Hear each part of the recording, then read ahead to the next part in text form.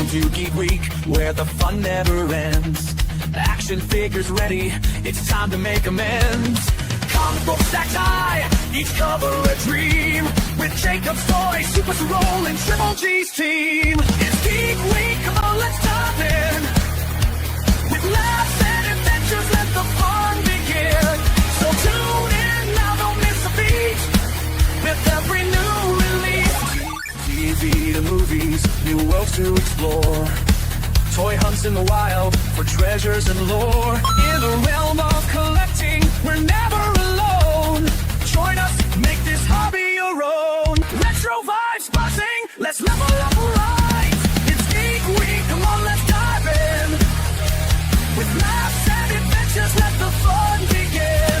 So tune in now, don't miss a beat. Geek Week is here, bring your passion alive. Let's thrive and revive.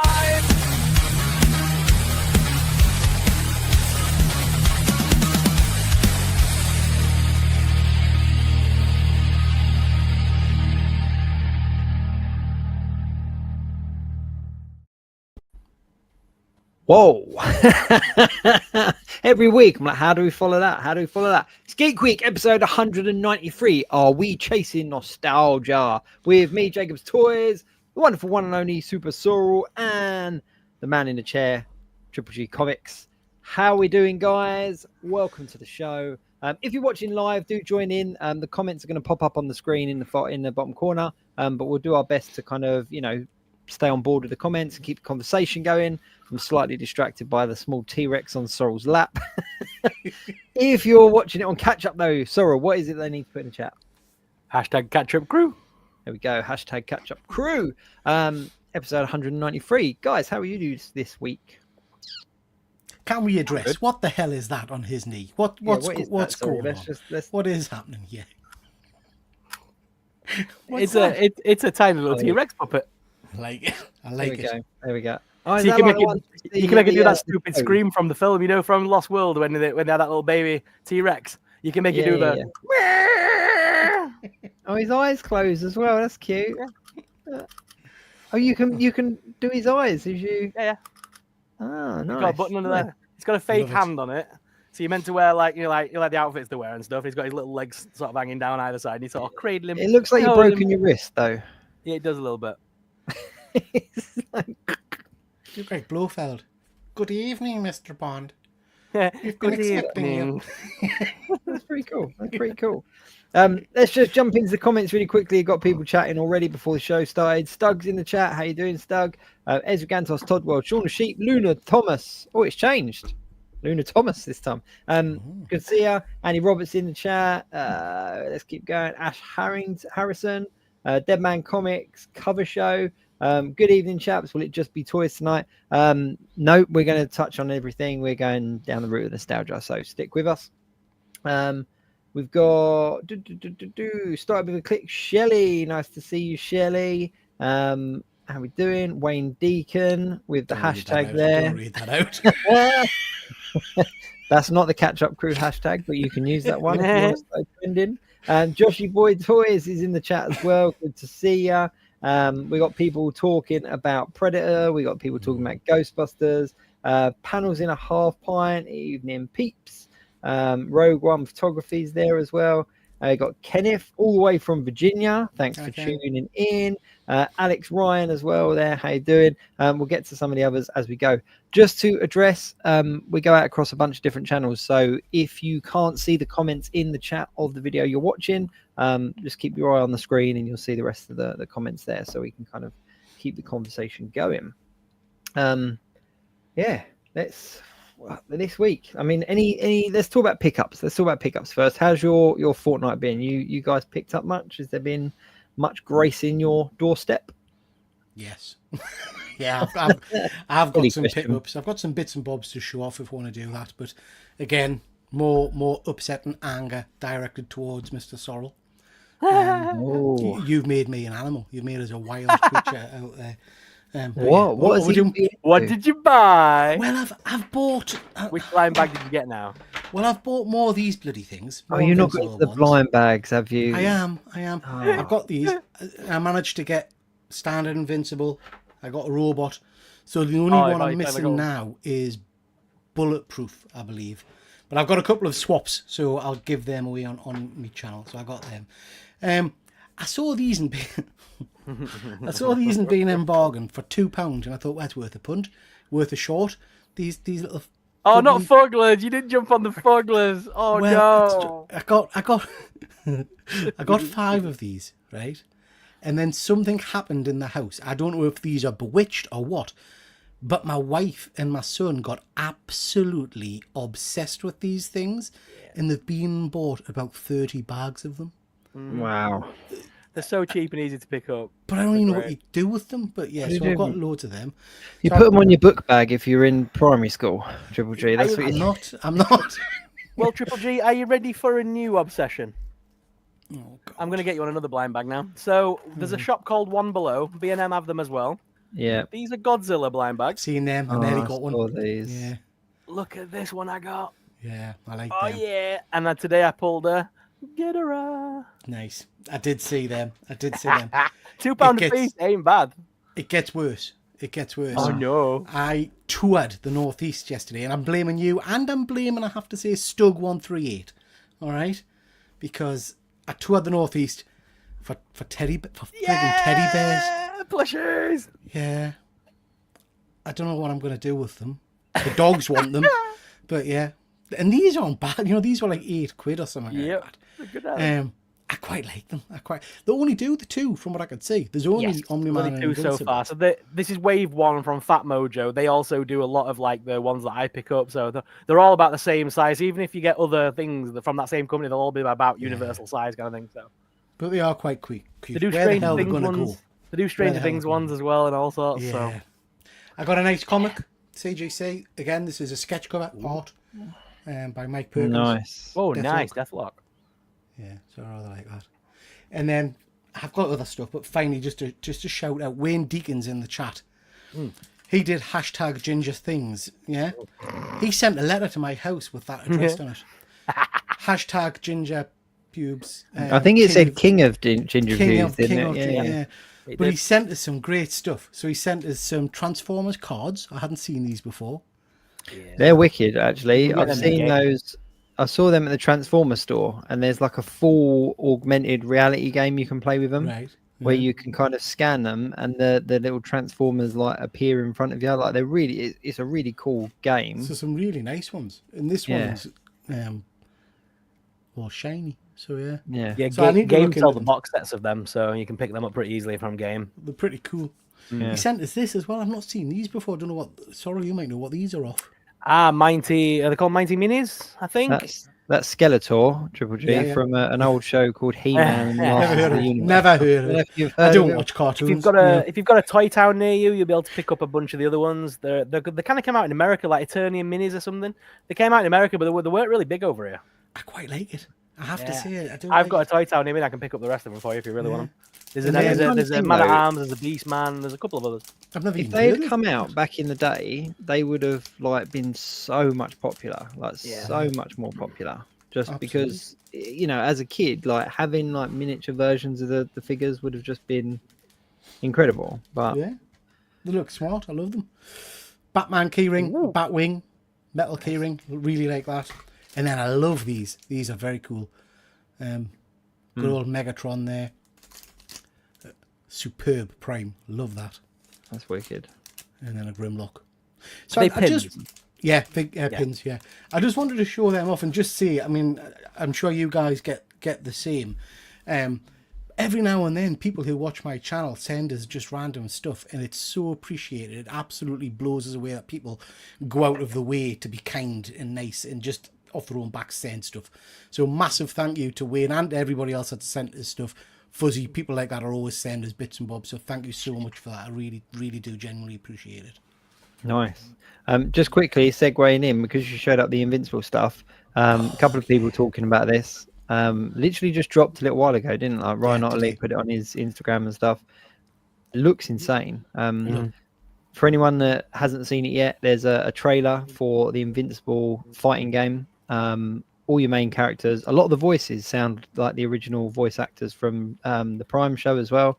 And just looks bloody. It looks like it's going to put Mortal Kombat to shame in regards to the blood and the gore and stuff, doesn't it? Like we didn't see in the trailer, unless I missed it, we didn't see any kind of like major fatalities. I think we saw a headbutt, which looked cool, but so I hope we see something. Didn't see Battle Beast in there either. So I'm assuming there's going to be a lot of characters that are going to be. There was only 6 characters that showed up. Yeah. And it's advertised as a 3 versus 3 tag team game, available on all your PlayStations, Xboxes, Steam, all that kind of stuff. But we only saw 6 characters, so I don't know whether they're working on more, because obviously it's not going to be coming out until like 2026, I think was the date on it. But there's such a huge roster of characters that they could include in it. But yeah, it just looks insane. They'll give you so many for free, and then they'll put the rest behind a paywall. Is how they usually do it. Yeah, it looks a lot like that Power Rangers fighting game they made a few years back, the Shattered Grid game. Yeah, whatever it's called. It looks very similar to that. Yeah, and it's 3 versus 3, so it's like very reminiscent of like Capcom, isn't it? The Capcom versus Marvel kind of thing. Yeah. Speaking of, we're segueing from one thing to another here. This is brilliant.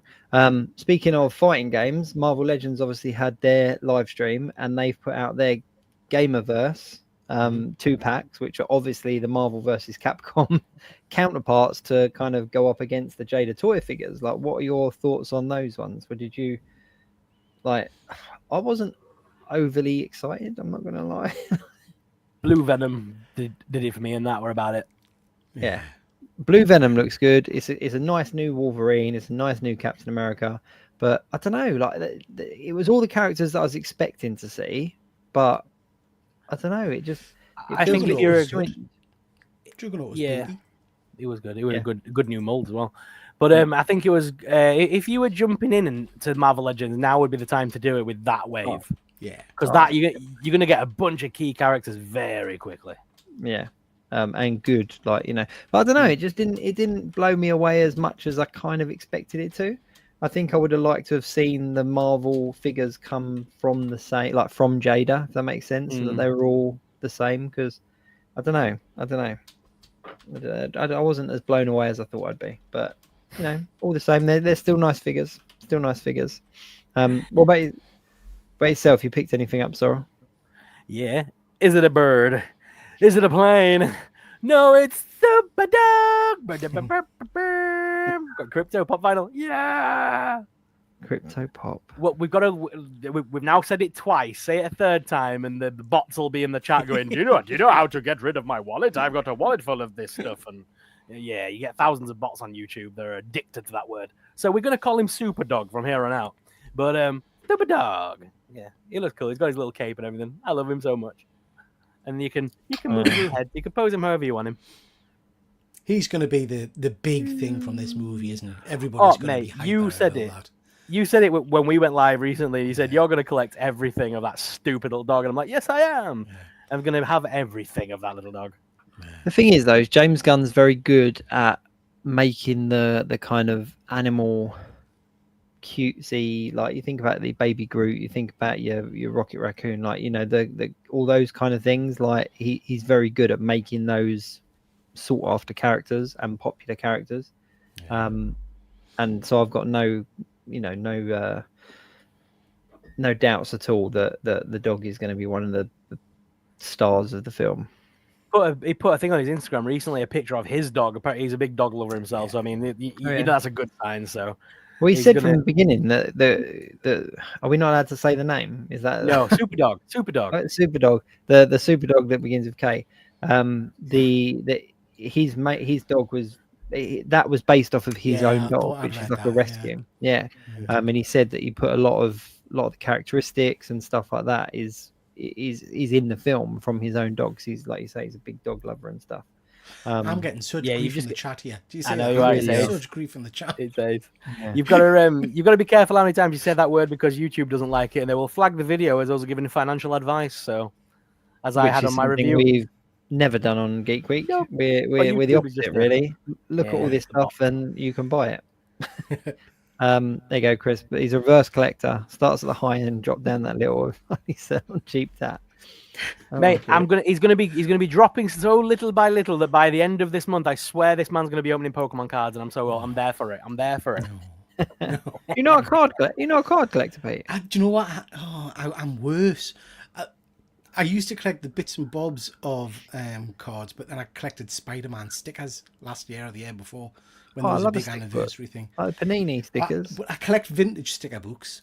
I haven't bought stickers as like a modern thing for a long time, but somehow I got into that, and I don't quite know why.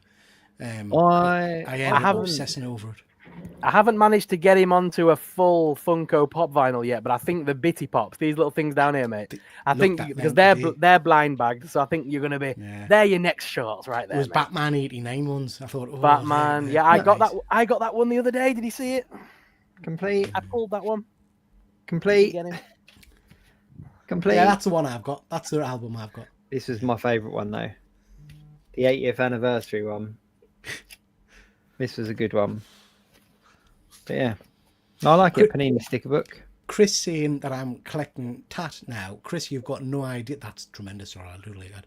You've got no idea, mate, because I've watched a video with my son and I thought, I could do that. I'm going to give a go at that. So I've been on, what's the horrendous, like, cheap knockoff site thing? Is it Temu? Temu. And I've spent like £100 on just utter crap. Like just random weird stuff. The idea is to do a video of like unpacking all this random stuff, all kind of toy superhero related, and it all looks great on the website. But when it comes, we'll see. Yeah. We'll see. There's a few hidden gems in there. There's a few hidden gems in those. I'm hoping sites. so, because there was I've collect 1/6. I've got a 1/6 scale Beetlejuice, and there's a Beetlejuice gravestone that looks like it'll scale to 1/6. Mm-hmm. So I'm hoping that that's real and not just a load of tripe. Yeah, but not everything on there is knockoff either. Like you can pick up Beast Kingdom pretty easily on there because obviously everything they come from like Taiwan and stuff like that. So you can get a lot of the overseas high end stuff for a reasonable price without all the import charges. Yeah. But yeah, it's all good. It's all good. Speaking of Superman, though, did you see the Fortnite announcement that Superman's come into Fortnite? My daughter just got the battle pass this afternoon. How is Superman going to run around with a AK? Like, it's Superman. Like, I enjoy playing a bit of Fortnite. Like, that we've had many a discussion about Fortnite with the different battle passes and stuff with different characters. But the big thing for me is if it's not a character that would use a weapon, don't put them in it. So that's like the invincible characters I wasn't interested in. Like, Star Wars I could kind of get by, but things like Predator and Terminator, I love those skins because they kind of match with the stuff that's available. But Superman running around on foot like with an AK-47, will carry a gun? Because I wouldn't have thought DC would even allow. DC don't allow McFarlane Toys to put handguns in the toys. So they already have Batman. You can play as Poison Ivy. You can play as Harley Quinn. You can play as Batman, Joker. I've already got them skins. Nightwing was in there. Ones. Nightwing's in there. Yeah. They've already released a bunch of DC and Marvel characters that all carry weapons. The only one that declined was Doctor Who. They did that. They did approach Doctor Who. BBC declined because the Doctor's a big advocate of not using weapons. So, did the last one, didn't he? What about the Doctor Who announcement though? Did you guys watch that last episode? Yeah. Billy Piper. I'm excited. Do you think she's a placeholder? Because everyone was like, she's a placeholder. She'll be the one that's in the Christmas special, and then it'll evolve into the next Doctor kind of thing. Yeah, she's not. She's just there for a few episodes. She ain't going to be a full. BBC couldn't afford a full time. But she's going to be a doctor at the end of the day. She will be officially a doctor in the rankings. Yep. Even if it's only for a little while, she'll be an official doctor, which is quite cool. I hope she matches up with David Tennant because he's still running around, isn't he? Yeah. So that'd be I think that is the plan. I think they have to come like back together to turn into the next Doctor kind of thing. Like he'll because like they did that Bidey generation where they're separated. I think they'll kind of come together again to make the next Doctor. And that's how they'll write out Tennant again. Phil's Toys and Things. The Beetlejuice gravestone from Temu does not scale to the Beetlejuice figure. Sorry, Pete. Look at the look of disappointment on your face. Shiny's right. They've got Sabrina Carpenter around because my daughter's got that skin on her account. And if I have to hear that stupid song one more time while she's playing the game, I'll scream. Yeah. I don't know. But yeah, Someone was asking earlier, I think it was Paddy, where you get the Invincible plushies. B&M bargains, Paddy, but they're really scarce. So I went to 6, I think it was, and I was about to give up yesterday and ended up in the last one and managed to get them. So I don't think they're in all the B&M shops at the moment. But did you get them both in the same shop? Yeah. The only shop that had one box. That's crazy because, like, I know Jacob said this to me over the years about his B&M stores and stuff. Mine where I am, nobody must collect in my area because I walk in and everything. Like, it's still the same Invincible box of blind bags sat in mine. I think it depends. I think I'm the only size one of your buying stall. them. I think not all the stalls get the same stock in or something. Oh, my so it has to be a bigger my stall. thing's huge. Yeah. You know what? I learned about the distribution of like B&M stores do you remember when the old Batman animated figures were out? Yes. Hello, John's Comics. Yeah, when they were out, and I was working at the time. I was working. I was driving around most of the southeast, so I was able to wherever I went, I just hit up their B&M to see what figures they had there, and I was picking them up for different people. And the distribution is so bizarrely like over miles and miles. It's so bizarre. Like I'd go up to Norwich, and they would have like 3 of one kind of figure that I'd never seen down in Essex, and then Essex would have like another 3. It's really, really bizarre. Really, really bizarre. Shelley keeps banging on about Hot Wheels. Mate, Shelley, behave, man. Behave, man. What's this Hot Wheels? Me and Pete did a live the other day, and there's a lad in my chat. He's only a young lad, and he keeps requesting Hot Wheels, and he got a bit creepy with it the other day. He started saying that he was going to stalk me and murder me and all sorts of random stuff unless I did Hot Wheels toys reviews. And it's like, I don't do Hot Wheels toy reviews. My channel's never done a Hot Wheels ever. He was going to unalive you. He was going to unalive me if I didn't do him. He was going to stalk me. He did put lol joking, but as he taps on the window. As he's there, going, hello, let me in. I did wonder what that was in your window. So was that his face. There's definitely someone there, mate. You want to just what? Dear, oh dear. Bless him. He was just passionate, wasn't he? He was just passionate. Bless him. Yeah. I saw in one of the groups talking about Hot Wheels. I saw in one of the groups on Facebook, like people were like slagging Hot Wheels off or Hot Wheel collectors off, and then other people were jumping in and kind of going, "Oh, look, they're no different to us. Like they just collect Hot Wheels. We're collecting action figures." It was really bizarre. Like there was a real kind of bit of tension between people that thought Hot Wheels was real collecting and Hot Wheels wasn't, and it's a weird one. I've never really been big into my Hot Wheels. Never really. I wasn't until I saw that great big Mario track in Smith's Rainbow Road with all the little characters. I'm like, oh, and now you can get, because I think it's Hot Wheels that are putting out these, like you can get like the Mando and Baby Groot in like a little car, and they're all in the same style of like a Mario Kart style. And they've recently put out like the Care Bears have got them now, and there's a Universal Monsters Dracula in a little coffin car, and there's a little bit. There's like I like those a little bit too much. I jumped in quite hard with the Batman cars when they were doing all the different Batmobiles. Probably must have been about 10 years ago now, just because the 89 Batmobile, and it was a big one as well, but it was just a really nice, but apart from that, I've not really touched it. Joshy Boys, speaking of Hot Wheels, I've fallen down a deep rabbit hole of them. Joshy Boys, no, don't you do it. Don't you go too. Joshy, film a video of you playing with one, send it to Sorrell, and he can put it on his channel. They sell them in like Audi and everything. Like you can pick them up everywhere. Have you actually picked anything up this week, Sorrell? Super Dog. That was it. I'm being proper liberal at the minute. I'm being proper. I'm going to Disneyland Paris in September, so I'm saving the pennies. Penny pinching. Plus, I've got I cleared all my backlog of blind bags to review. I managed to get to where I had none left to review, and I've somehow created another little stockpile. So I'm working through them at the minute. I can send you some of these. That's any help.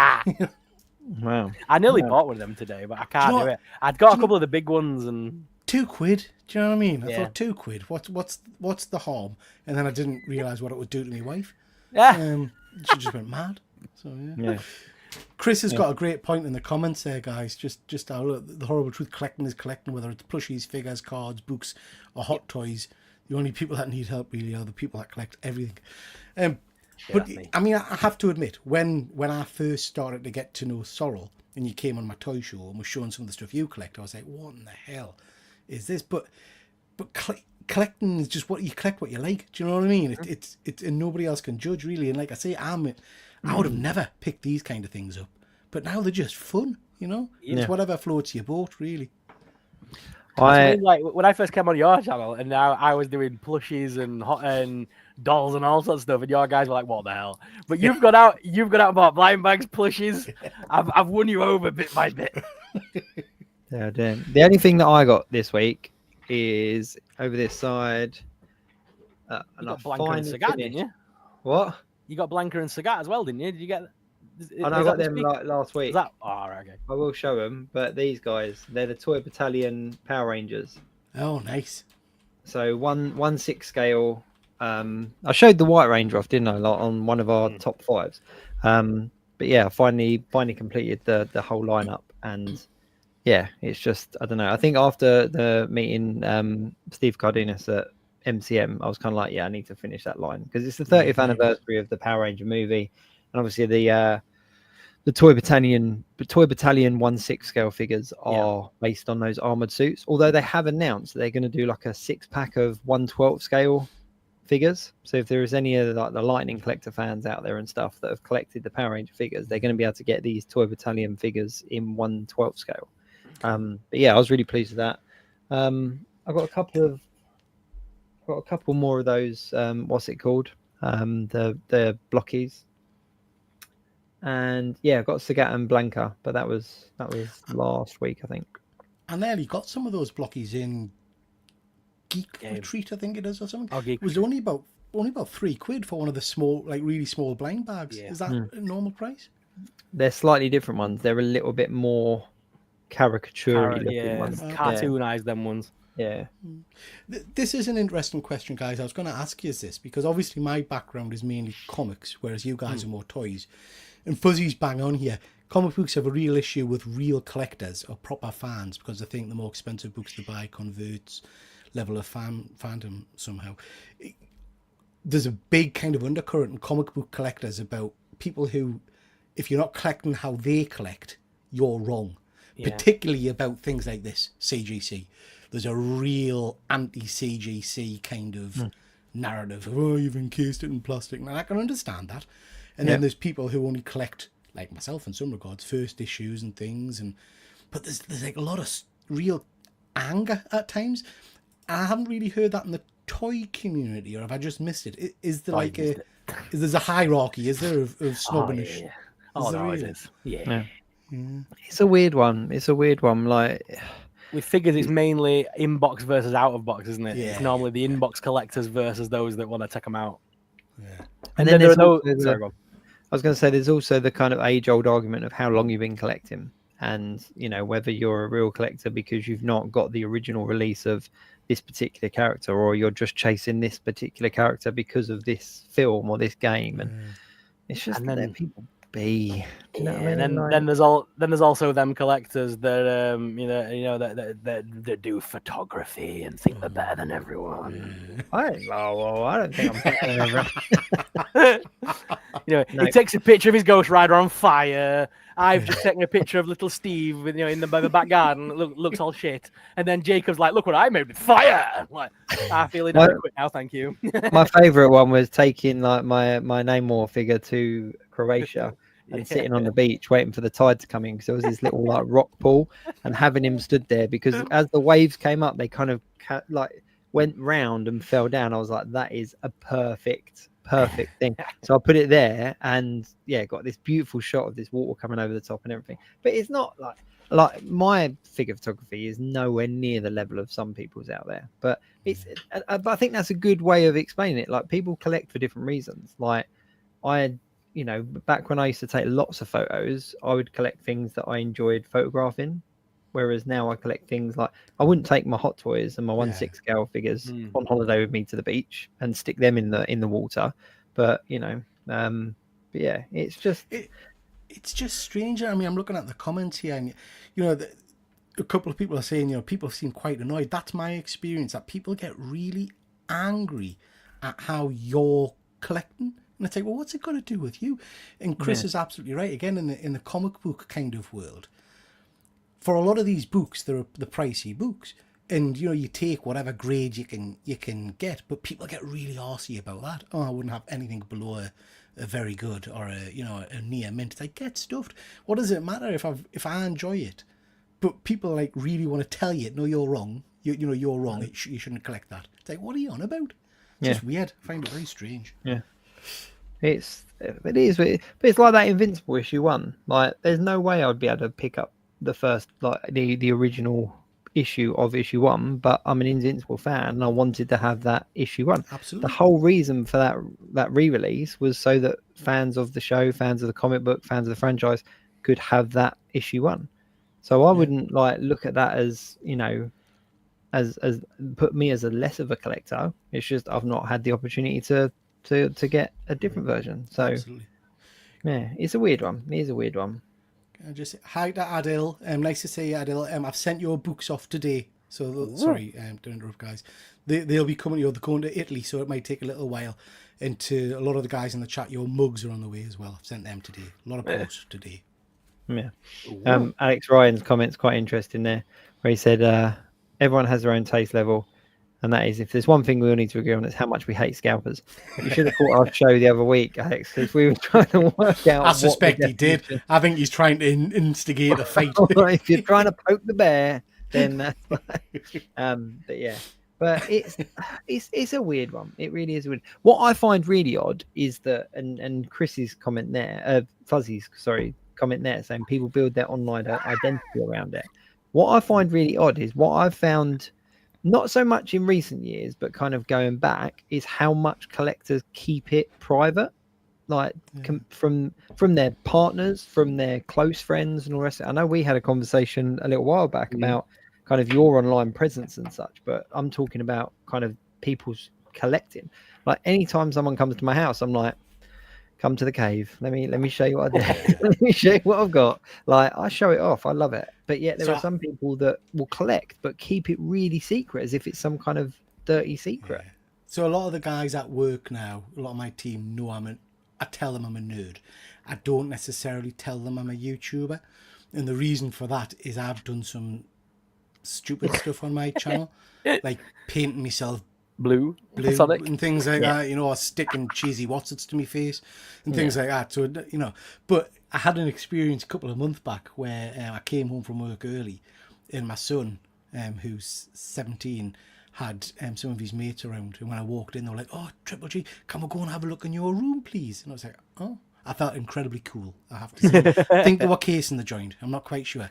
But, but it was like, oh, yeah, of course you can. Thomas was mortified. Absolutely mortified. See, I've reached that level as well, where, like, my kids kind of tell their friends and stuff about my collection, and they're now kind of like, oh, that's pretty cool. Like, can I come and have a look? Can I come and see it? I think what's quite interesting is because I've got so many, similar to the little things that you were showing off there, like the little kind of low value stuff. I've got tons of stuff. 9 out of 10 times when someone comes to my room, they leave with something, like there's something that I give them, or they're like, oh, that's cool. And I'm like, oh, you like that? Cool. Right. Take that. Not one of my hot toys or anything like that, but like the little kind of lower end stuff, which I just find quite amusing. It's like a little Santa's grotto of collectibles. Come in, have a look, and walk away with a prize. But I find it really odd how some collectors get really passionate about how to collect, but yet don't expose that to their circle of friends and loved ones and stuff. John's Comics with Kids. I don't know if you guys are familiar with his YouTube channel. Spot on YouTube channel. He's kind of hit it at the right age. I was too old, really, in some regards, but he managed to set his YouTube channel up, and he does a lot of his shows with his children, with his daughters, and it's lush watching them kind of read books together and review things and stuff. My son and daughter were a bit too old and didn't want to engage. But I don't know, you've both got younger kids. Would you want to do videos and things with your kids when you get older? Paige has been on my channel loads when she was younger and stuff. She's been on my channel quite a bit. Lynn does videos with me quite regularly. My wife, she's regularly on videos with me with Lego, and especially more recently, she's got a lot more confidence. She's got her own TikTok at Mrs. SuperSorrell. And she unboxes like all the sort of girls' toys, if you will, of the sort of blind boxes and stuff like that. Yeah. So my kids get involved. My kids get involved, especially with some of the brands and stuff. Like they'll send stuff specific for them to look at. So, that's quite fun. That's I quite fun. tried for 8 when I first started on YouTube. My son will have been about 14, 15, and he was into anime, and I know nothing about anime, so I was desperate for him to come on and like talk to me about anime and stuff like that, but I just couldn't get him to engage, sadly. I think my favourite guest I brought on was my late grandmother when she was about 82, and I basically just showed her Marvel characters and asked her to name what they were, and she just had no idea because she was the one that got me into comics when I was a kid anyway. So Right. it was kind of like this full circle moment, and she didn't have many years left, so I was kind of like, I need to do this, otherwise I'm never going to do it. And I'll never forget how mesmerized with Cyclops she was, and it was the old blue and yellow pants, blue over the head look. And I was like, what's his name? She was like, Mr. Big Dick. I don't know. I was like, whoa. And then I looked at him. I was like, okay, he's just got a massive bulge. Like that's okay. But yeah, it was good. It was good. Joshy Boy said thank as well. Yeah. Is that what you were picking up on? Yeah, I was gonna say because I mean I think this is funny. So were you guys closet nerds, if you will, or were you out and open and free? When I was younger at school, Yeah, like when you were a kid and stuff. I had one mate who was into the same kind of things as me, Action Force and that's G.I. Joe for American colleagues, Thundercats and stuff like that, sticker albums and things. But other than him, no, we didn't talk about comics and stuff. I was the lad that had a Game Boy Advance in my pocket playing Pokemon Emerald while I was in year 11 of high school, and I didn't give two flying monkeys. Either like me or lump me. I've never been one of them. I've never been one of them nerds that's hidden it from the world. I don't see the point. It's me. It's part of me. If you don't like it, you can. Yeah, I am. Sorry, Jacob. I don't remember not talking about it because it wasn't cool. It wasn't the kind. I don't remember it was just us, so we didn't shout about it, I guess. I don't know. When I got older and I started getting money and working and stuff like that, absolutely my mates and things didn't know I collected comics and things like that. See, I've always kind of just wore it on my sleeve. Like, it's never been something that I've kind of, kept secret. But yeah, I think as I got older, it kind of became more apparent. But yeah, I never kept it kind of quiet as such. I think the difference is that nowadays it's a lot more accessible, whereas obviously kind of back when I was in like high school, it was your comic books and your cartoons and your old school action figures. So I think, sticker books were a big indication of what you're into. It was either football stickers or Power Ranger stickers. It was like, they were the two options. So, and I'm safe to say I've never completed a football sticker book, so I think that kind of shows. Never understood football sticker books. Never. No, I've never understood. I don't like football. Full stop. Really. One thing that was big for me growing up was you talk about stickers. Pokemon cards, and a lot of YouTubers have got back into that more recently, like more recent years and stuff. I remember collecting because the cards were expensive, and I live up north where there's not as much money. We're all a bit skinned. And I remember buying those packs of Pokemon stickers back then, and they were only 50p, and you got like 10 stickers in every pack. And they were by tops, and I remember everyone were trading those at school, not Pokemon cards. Everyone was trading the stickers. Yeah. To try and get a full set. It was, I know Sean Panel and a Half Pint is in the chat. The card game that was popular when I was at school before Pokemon and all that kind of stuff was the Garbage Pail Kids. They were wildfire, and I remember buying tons. I mean, we traded stickers as well because that was the kind of the heyday of Thundercats Mask, He-Man stickers and all that kind of stuff. But Garbage Pail Kids were like everybody loved them, and I remember the teachers taking them off kids because they didn't like them. They were too vulgar and too rude and things like that. Yeah. There was a movie as well, I think, wasn't there? It was a very bad movie. Very bad movie. Awful. Henson, I think, did the puppets for that, I think. Yeah.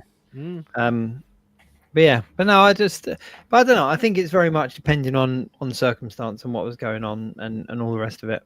A big thing for me growing up, being born in the early 80s, was Ghostbusters. Yeah. And I think that's a nice little segue. Ghostbusters Day obviously took place on Saturday.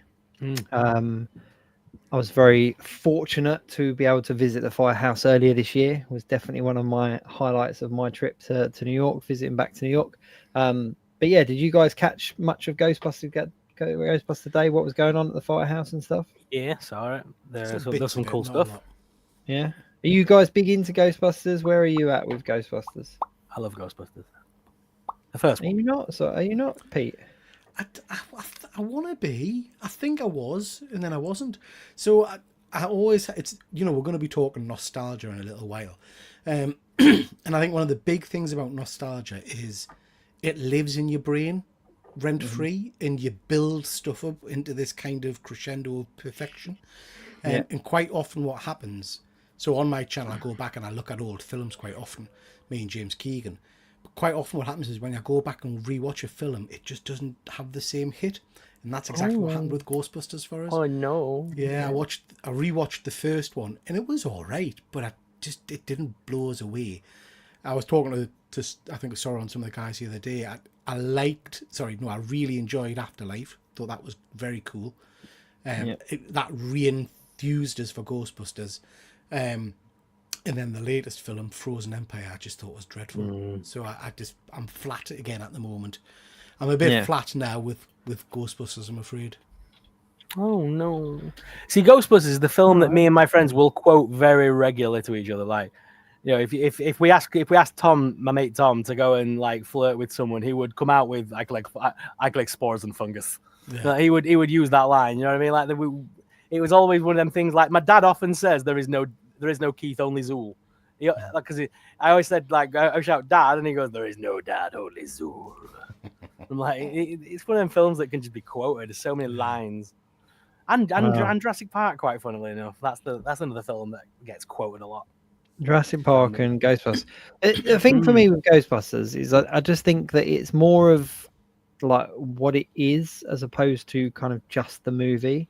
Panels in a half pint there said, that the cartoon that was there, like it's the cartoon, it's the kind of the triggers with like the sound of the Ecto-1 and all that kind of stuff. Like the film in itself, that's not what Ghostbusters is for me. Like that's a branch of what Ghostbusters is. It's the bigger picture of it.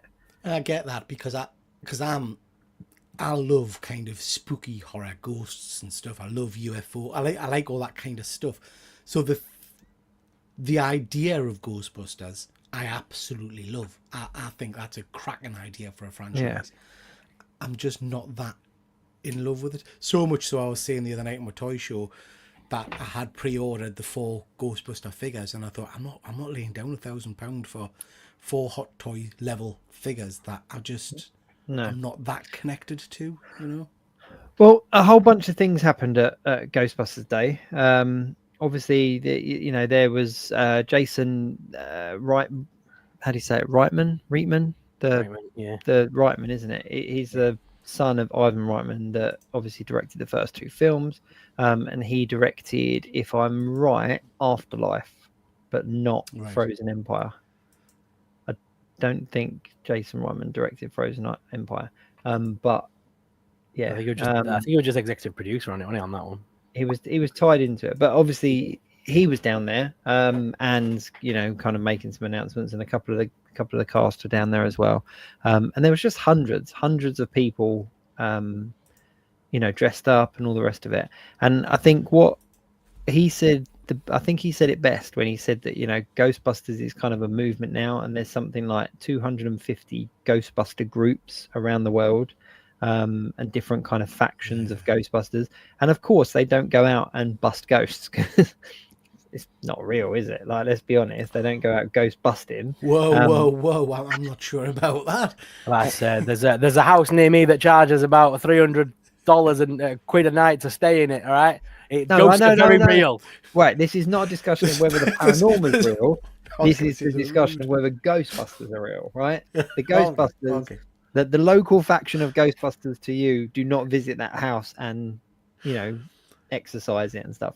There's houses near me that charge £300 a night, but it's nothing to do with ghosts. No, it's something totally different.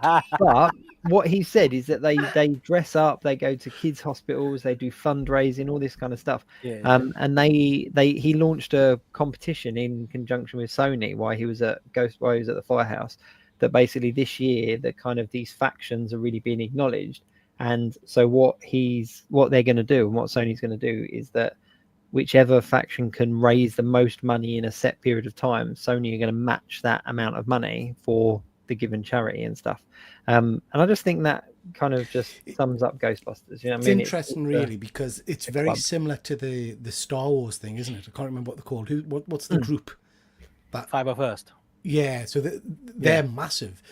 But a friend of mine from one of the face group group things is one of the Ghostbuster group leads or whatever. And you're right, they never seem to get as much high profile news as the Star Wars guys. But there's a lot of them out there and very authentic looking costumes. They do all the cons and things like that, all the openings. Yeah. You know, they're a good bunch. The White Rose Ghostbusters, they're near me. The Yorkshire Ghostbuster team. Yeah. They're at every con that I go to. We've got I think it's the South End Ghostbusters near me, that end up all over this part of Essex. But Hasbro were there as well, with a couple of announcements. And you mentioned costumes and stuff. One of the first things that they announced was they're re-releasing the Proton Pack. So that was a HasLab back in 2018, 19, something like that. It was quite a few years back. And yeah, so they're re-releasing that as a open to purchase. But it's coming in at like 320 quid, I think it is. And it looks great, but it doesn't even come with the wand. Like, did you know that? It is just the Proton Pack. So there's no wand. You have to buy the wand separate for like another 120 quid. So to get this Proton Pack and wand, it's going to set you back just shy of 500 quid.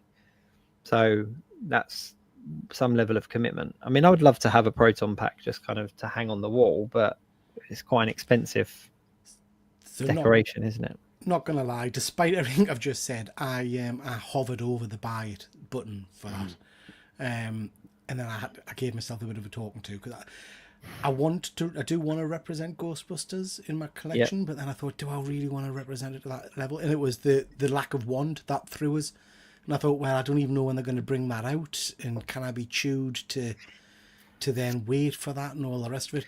And you can pick it up on Hasbro Pulse now. Like, you can get it now. Yeah.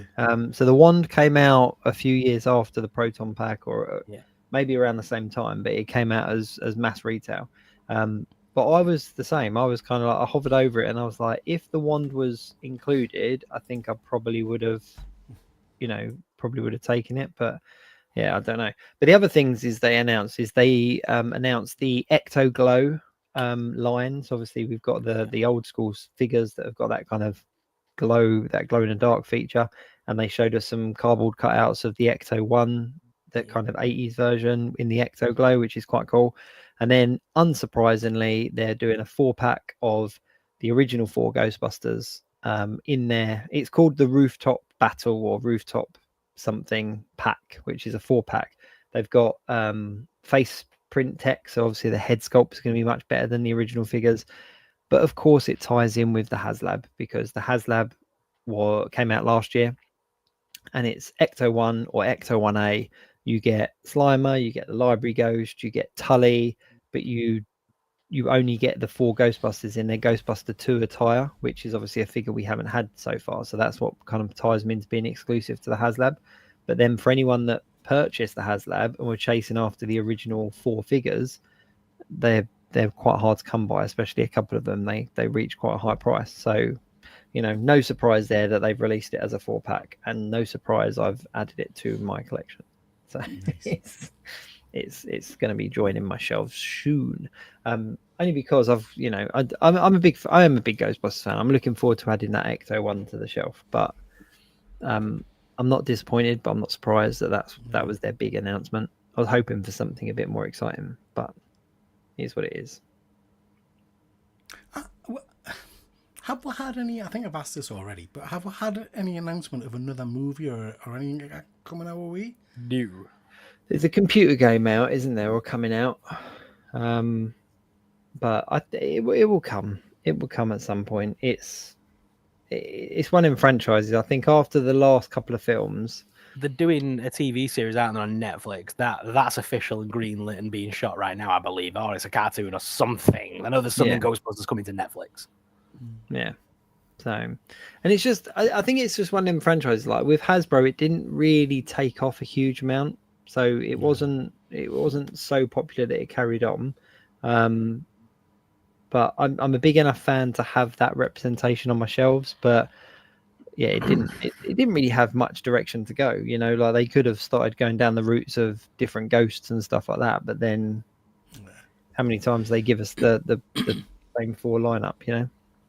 Yeah, the thing with Ghostbusters is they rely on the original team too much, and like the new films were all about the nostalgia of the original Ghostbusters. They appeared in both damn films, so it's just like, what's the point? Like, you need to make a film with a new team. Like me and Pete said the other day, it'd be cool to do like a London team chasing down the ghosts of all the, we've got so much history in this country. Jason Statham fighting ghosts, that would be good. But the thing is tying it back into the factions. Like I think we spoke about this years ago. Sorrell, like there's over 250 factions, so every town knows of a Ghostbuster group near them. Yeah. So the idea of having other factions of Ghostbusters isn't that far fetched. It's not like anyone's going to look at it and go, "Oh, that's really not believable," because everyone is local to a faction of Ghostbusters somewhere, one shape or form somehow. See, the ones that I've got, the ones that I still haven't unboxed, are these versions. Oh yeah, you see these ones.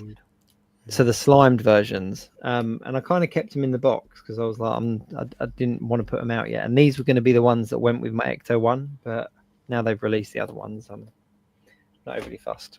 So I think as people in the chat are saying, and as we've all said, really, the idea of the franchise is fantastic, and we need to get away from the nostalgia stuff. I know we are going to talk nostalgia in a bit, but this is a franchise and an idea that could be great if you just kind of drew a line under it and move on. If you look at Jurassic Park, I know it's still got the overall theme of dinosaurs, but we've moved on to an extent with different teams and different people leading the franchise.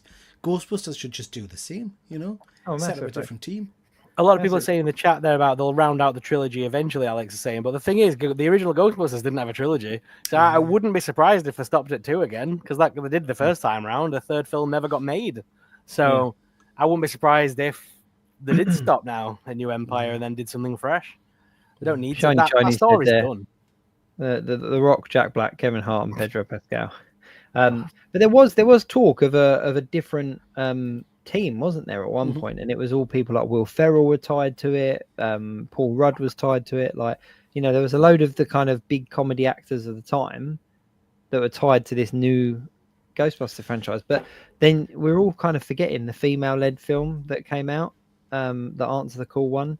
So they did kind of try it, and it fell hard because obviously they Saturday Night Live did, didn't they? And they just tried to make it a Saturday Night Live sketch. But I don't know. I think there's a lot of scope with the franchise, and merchandise could be huge and all the rest of it. But I don't know. That team of Ghostbusters, that I can just hear the voices in my head now, which is the crazy part. Yeah. Jack Black. You can imagine Jack Black doing a song, can't you? Oh, it would be, wouldn't it? Ghostbusters. It couldn't be a Jack Black film without him singing in it now. That's just his thing. But yeah, I don't know. I'm just going to nip to Lou quick because I've drunk way too much coffee. And then we'll get onto our theme. I worry about his bladder. I really do. There's 2 shows in a week. He's it's an age thing. I'm a nurse. I can give some advice off screen. Don't worry. This is lots of people are talking about Jack Black. Sorrell, he's not a popular guy. I quite like a bit of Jack Black. I do. I like Jack Black. Yeah, fuzzy he's dreadful and everything. And I think I've already said before, The Rock. I mean, I sold my soul to the devil a long time ago and said if The Rock gets famous, I'll sell my soul to the devil. He's been in lots of films now. This was back when he was the Scorpion King and he was the people's champion, the best wrestler of the world. But The Rock just plays The Rock The and Rock. everything, doesn't he? He never does anything different. But you go in expecting that. I don't mind him, I have to say. So- Apparently, his new movie that's coming out, is it a wrestling one or something? I don't know. I know he's done his own TV show called Young Rock about himself becoming president. I mean, that's just Yeah, no, I'm sure he's. I'm sure I saw a trailer for him in a wrestling type movie or a fighting movie, and it looked interesting. But he's come out as a bit of, I think someone's mentioned it in the chat there, he's come out as a bit of an interesting character. I think he's what was the film, the Christmas film last year or the year before? yeah. I know which one you mean. I can't There was think a of lot the of name. negativity on the set about that, wasn't there? There was. It There was a lot of people quite. upset. It was quite thingy. Just before he comes back, Jacob. I mean, I know that his little shed is an outhouse, right? Uh-huh. Do you reckon he's going into the toilet, or do you reckon he's just peeing in his back garden right now? Just in the back garden. I think he's got. I reckon he's just pissing on a bush. He's got a bucket or something. I'm not sure he's a bush pisser. I think he's probably got some kind of bucket, and he'll just kind of slosh it around. Do you know what I mean? Oh, Phil's saying, I'm fine. I've got a catheter fitted, so I'm all right. I can drink all night. Is nostalgia a big factor because the modern day TV shows, movies, and cartoons just aren't good enough? I know that's an old man thing to say, but even my kids don't have their shows like we had. Yeah. I don't know. I mean, kids now have YouTube. Yeah, kids. My son's just YouTube all the time. So my son, interestingly, today, because I don't even know what he likes anymore. He used to like the same kind of stuff as me. But I'd said to him, you really need to go and watch that Predator Killer of Killers. It's really, really good kind of thing. He said, I've seen most of it. He says, well, what do you mean you've seen most of it? He goes, well, on Instagram or whatever. I was like, that's not watching a film. That's watching snippets in clip. But that's all he's interested in, So it's like, but I don't know, Phil. They've got Stranger Things. I don't know what cartoons are popular these days. Is there any kind of fighty action cartoons that kids watch? Like, we had Thundercats, He-Man, Power Rangers. Not that I'm aware of. I'm not massively into them. Not that I'm aware of. Yeah. Teen Titans Go. That's a guy I used to watch that, actually. It's because they keep bringing back everything we had. That's the thing. Like, they've just done another revival of Barney. And I know they're making another Dora the Explorer movie. So, I mean, they just recycle the same things round and round and round. I watched that Dora the Explorer movie. I don't know why, but I did. There's a new one. There's a new one coming out. Oh, Bushmisser's back. He's gone again. He's gone. He's gone. Number 2. Goonies 2. I don't know if I'm interested in that. Are you interested in Goonies 2? I'm scared for Goonies 2. Yeah, I'm not sure about that. It's a Smashing Machine. Sorry, Smashing Machine. That's the film I was talking about. It's a UFC movie. UFC, that Ultimate Fighting Championship. Yeah. I'm back for awards. The big question that we all want to know, Jacob, is: did you go in the house? I go in the house. I go in the house. I had you down as a my room's at the end of our garden. Like, I've got my rooms outside of the house, so I've built like I had another room built outside the house. But yeah, I go into the house. I was kind of like, do I build a toilet, a bathroom facility in the office, or do I? And obviously you can't see all of it here, and I was like, no, I'm gonna have more collecting space rather than a commode. So yeah, Bluey. Lots of people talk about that Bluey, don't they? Bluey, yeah, the Bluey's massive. That's the thing. Yeah, I'd like to see some new ones soon, aren't they? In Disney doing like a new Bluey soon or something. I know Disney. Camp Cretaceous and Chaos Theory there. Oh, they are brilliant, absolutely brilliant. And I watch them with and without my kids. Like, I think they're brilliant as part of the Jurassic Park franchise. But again, tying into what we were saying about Ghostbusters, like they could do what they've done with Jurassic Park on this, like just go off in a completely different direction in an animated show. But hey ho. I've got a feeling that might be what's happening because of the fact that I know Netflix have announced that Ghostbusters is coming to Netflix. So the Camp Cretaceous Chaos Theory has been so popular with Universal. Universal owns Ghostbusters, so I won't be surprised. And they've done it with what's that? How to Train Your Dragon. They've had a TV series of that as well with DreamWorks and stuff. And that's all part of Universal. So I think they'll just continue that and they'll do something animated more than likely. But I think this kind of ties in, doesn't it, like with our theme? So we're, the main theme is, are we chasing nostalgia? And I don't know about you, gents, but like looking around the stuff that I collect, whether it's the stuff that I've got on show, whether it's the stuff that's kind of out of view and stuff, like it's all stuff from before. Yeah. Like I don't have any like modern stuff, I have modern and stuff. I don't know, like it just doesn't hit the same for me. Like the modern stuff that I do have just doesn't hit the same. When you say modern stuff, do you mean like new franchises and new? Yeah. Okay. But mine's obviously coming from the world of like, because I was saying a minute ago, YouTube's the new thing now that kids have. So all my new stuff has come out of the gaming world and YouTube. So like your Five Nights at Freddy's, your Poppy's Playtime, Stumble Guys, all that kind of stuff fell out of gaming and YouTube and popular culture of the time. But how new do you see? I wouldn't class Five Nights at Freddy as new. I wouldn't It's call it. I wouldn't new class compared to what it we're talking now. about. We're talking 80s, 90s. So I mean, it's new in that respect. Yeah, but then like if you think about, like I said earlier, like the Power Ranger movie is 30 years old this year. I know, Like, old. and Power Rangers, because obviously it's continued and it's still kind of there's still new series and everything. Like it doesn't feel old, like as a franchise, but yeah, it's really nostalgic. So it's a weird one. I know that a lot of my joy and my collecting habits are very much rooted in nostalgia. I have a lot of passion for stuff that I watched when I was a kid, basically, whether that's He-Man, Mask, Transformers, Brave Star, Centurions, all those kind of properties, and I'm always looking for vintage stuff. But equally, I like it when it gets redone. I like watching the newer stuff from those side of things as well. But I still also like the new stuff. So Invincible is relatively new. I read modern comics, you know. I'll give you that actually. Invincible is probably the newest thing in my collection. Yeah. In terms of comic books, I still read a lot of monthly books that come out. You know, I enjoy the reading side of things.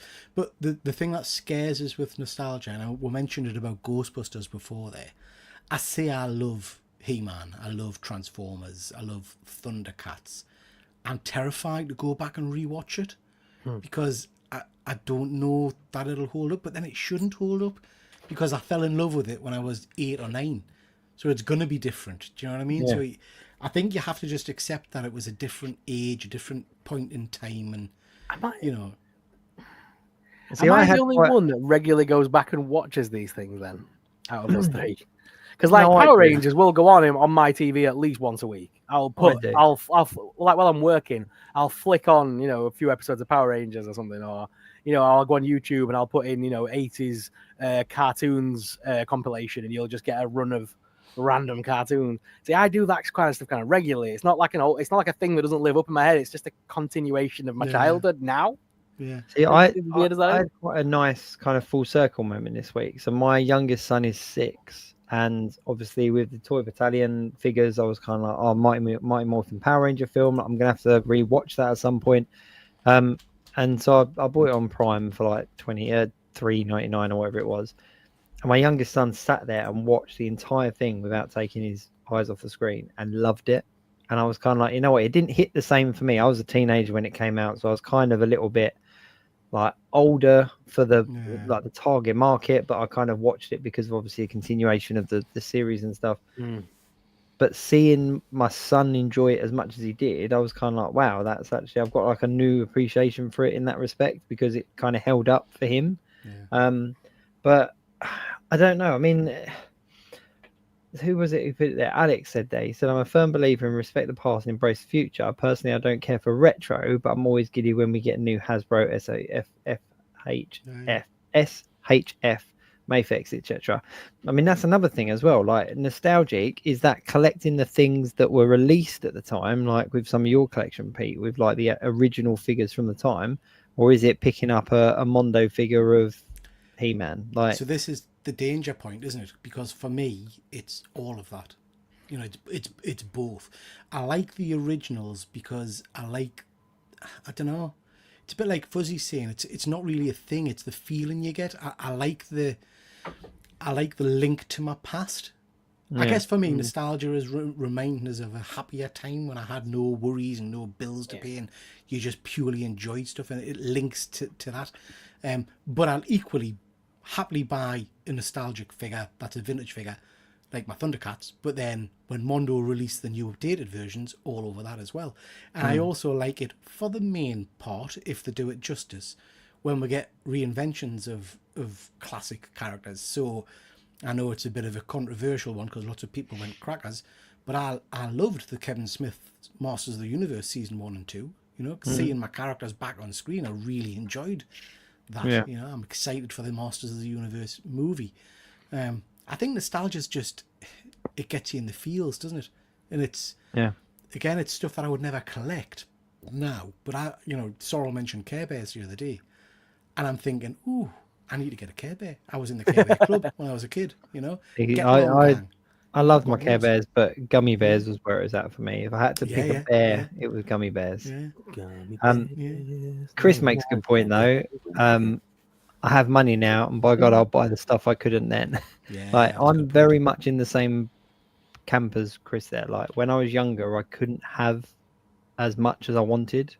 I know it sounds like any kind of typical kid, but obviously having adult money now and not having anyone to tell you no, it's kind of like it's quite fun to kind of go, you know what, I'm going to pick that up. I think the only retro, like the only old figures that I collect that I've got a lot of is Ghostbusters. Ironically, I've got a few of those, and Jurassic Park. Like the others, like Star Wars figures and stuff, I much prefer the more detailed versions, like the Hot Toys and even the Black Series and stuff to some extent. It's really interesting hearing you say that, but because again, it comes back to what we were talking about earlier on. Everybody collects differently. So for you, it's about picking up stuff that you didn't have. For me, it's the absolute opposite. It's about picking up stuff that I had. So for some reason, I like the fact that I hold I don't know, from Mask a Condor, and that immediately brings back the memory of having played with that as a kid and the Christmas I got it, and do you know that kind of thing. It's not necessarily about what I missed out on. It's about remembering when I got it and how I got it and all that kind of stuff.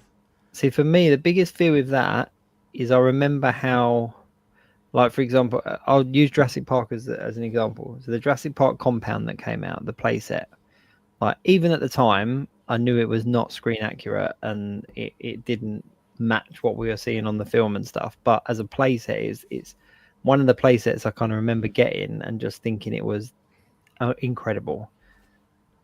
Don't get me wrong, things like Castle Grayskull and everything like that, but I know where they sit. But with that, at the time, it was really incredible. And I know that if I pick that up now, I would be massively disappointed because it's not anywhere near as good. I knew at the time it wasn't incredible, but it was because of what it was. And if I pick that up now, I think I would just be like, well, that was a waste of money, and it would stay in the box. Whereas something like Castle Grayskull, it was a big chunk of plastic. That's, you know, there was no getting away from that. Like I could pick up a Castle Grayskull now and quite happily have it on display because of what it represents. So it is it's a weird thin line, but you know, everyone is different, aren't they? Like everyone's collecting habits are different and what they do and stuff. Like, a big one for me with Ninja Turtles was I never had a reason why I'm a big fan of, like, I've got a huge collection of Ninja Turtle stuff because I had the original Turtle figures, but I was never able to get hold of a Donatello. So the only Donatello I had was a bootleg from the market whose head kept falling off, and I'm sure the plastic was laced with some kind of chemical or drug or something because it tasted really funny. But it was, What were you doing with your Donatello head? Why do you know it tasted? I was a kid. Come on, like most of them figures end up in your mouth. But for me, being able to now pick up the full team and have that in its entirety is a big thing. So whenever I pick up the Turtles, if I get one, I have to get the 4 of them. I can't not get all 4 of them, just because of that kind of fact that I didn't have all 4 of them when I was a kid. Makes sense? Yeah. But speaking of nostalgia, one thing that hit home for me this week, and this is really sad, but in Disney World in Florida right now, they have just closed Muppet 3D Vision. Oh no! That has officially gone away now. That area is going to be demolished, and it's going to become like a Pixar land, I believe. But that's a big chunk of, like, when I used to go as a kid, I remember watching that show, and it was so cool. And like the whole area is themed to Muppets. They had a shop, and they had Yeah, the Miss Piggy Fountain. Yeah, the restaurant, the restaurant, the Rats restaurant, or whatever it was called. Yeah, they had all this cool stuff there. The show was brilliant, and then but it has aged. I mean, I went the other year when I went to Florida, and that is awful now by standards. But it's still, to me, that's like the thing of my childhood, and they're getting rid of it. There's been a massive backlash from this. I don't know how much you've read about it, but a huge backlash because basically they're closing the ride, but they're opening up another Muppets like rocking roller coaster kind of thing. So there's going to be a big roller coaster for the Muppets, but a lot of the kind of die-hard Muppet fans are saying it's not. You don't have to have like a thrill ride for everything. No. And this ride was one of the last things that Jim Henson worked on personally, like that he voiced Kermit for and stuff like that. So people were saying that by closing that, you're essentially disrespecting the legacy that was and stuff. And I think that counts for a lot. I think when someone's how big are Muppets these days? But I don't know how popular. I mean, we're like you, Sorrel. We go to the Muppet ride every time we go to Florida. We went with some friends and the girl for the first time about 2 years ago, and I've been 5 or 6 times. So we went with them, and one of the things we always do was Muppets, and then we took them to the Tiki Room. Have you seen that? Yeah. It is horrific. I mean, it's awful. It's horrific. But it's like, again, it's a nostalgia thing. It's a right of, you've got to go. We've got to go and sit and listen to it. And it's awful. And we'll look at each other all the way through thinking, what is this crap? But then you've done it and it's fine. Tiki Room's all about the accents, though, isn't it? Oh, yeah, absolutely. So, by today's standards, Jesus. Yeah.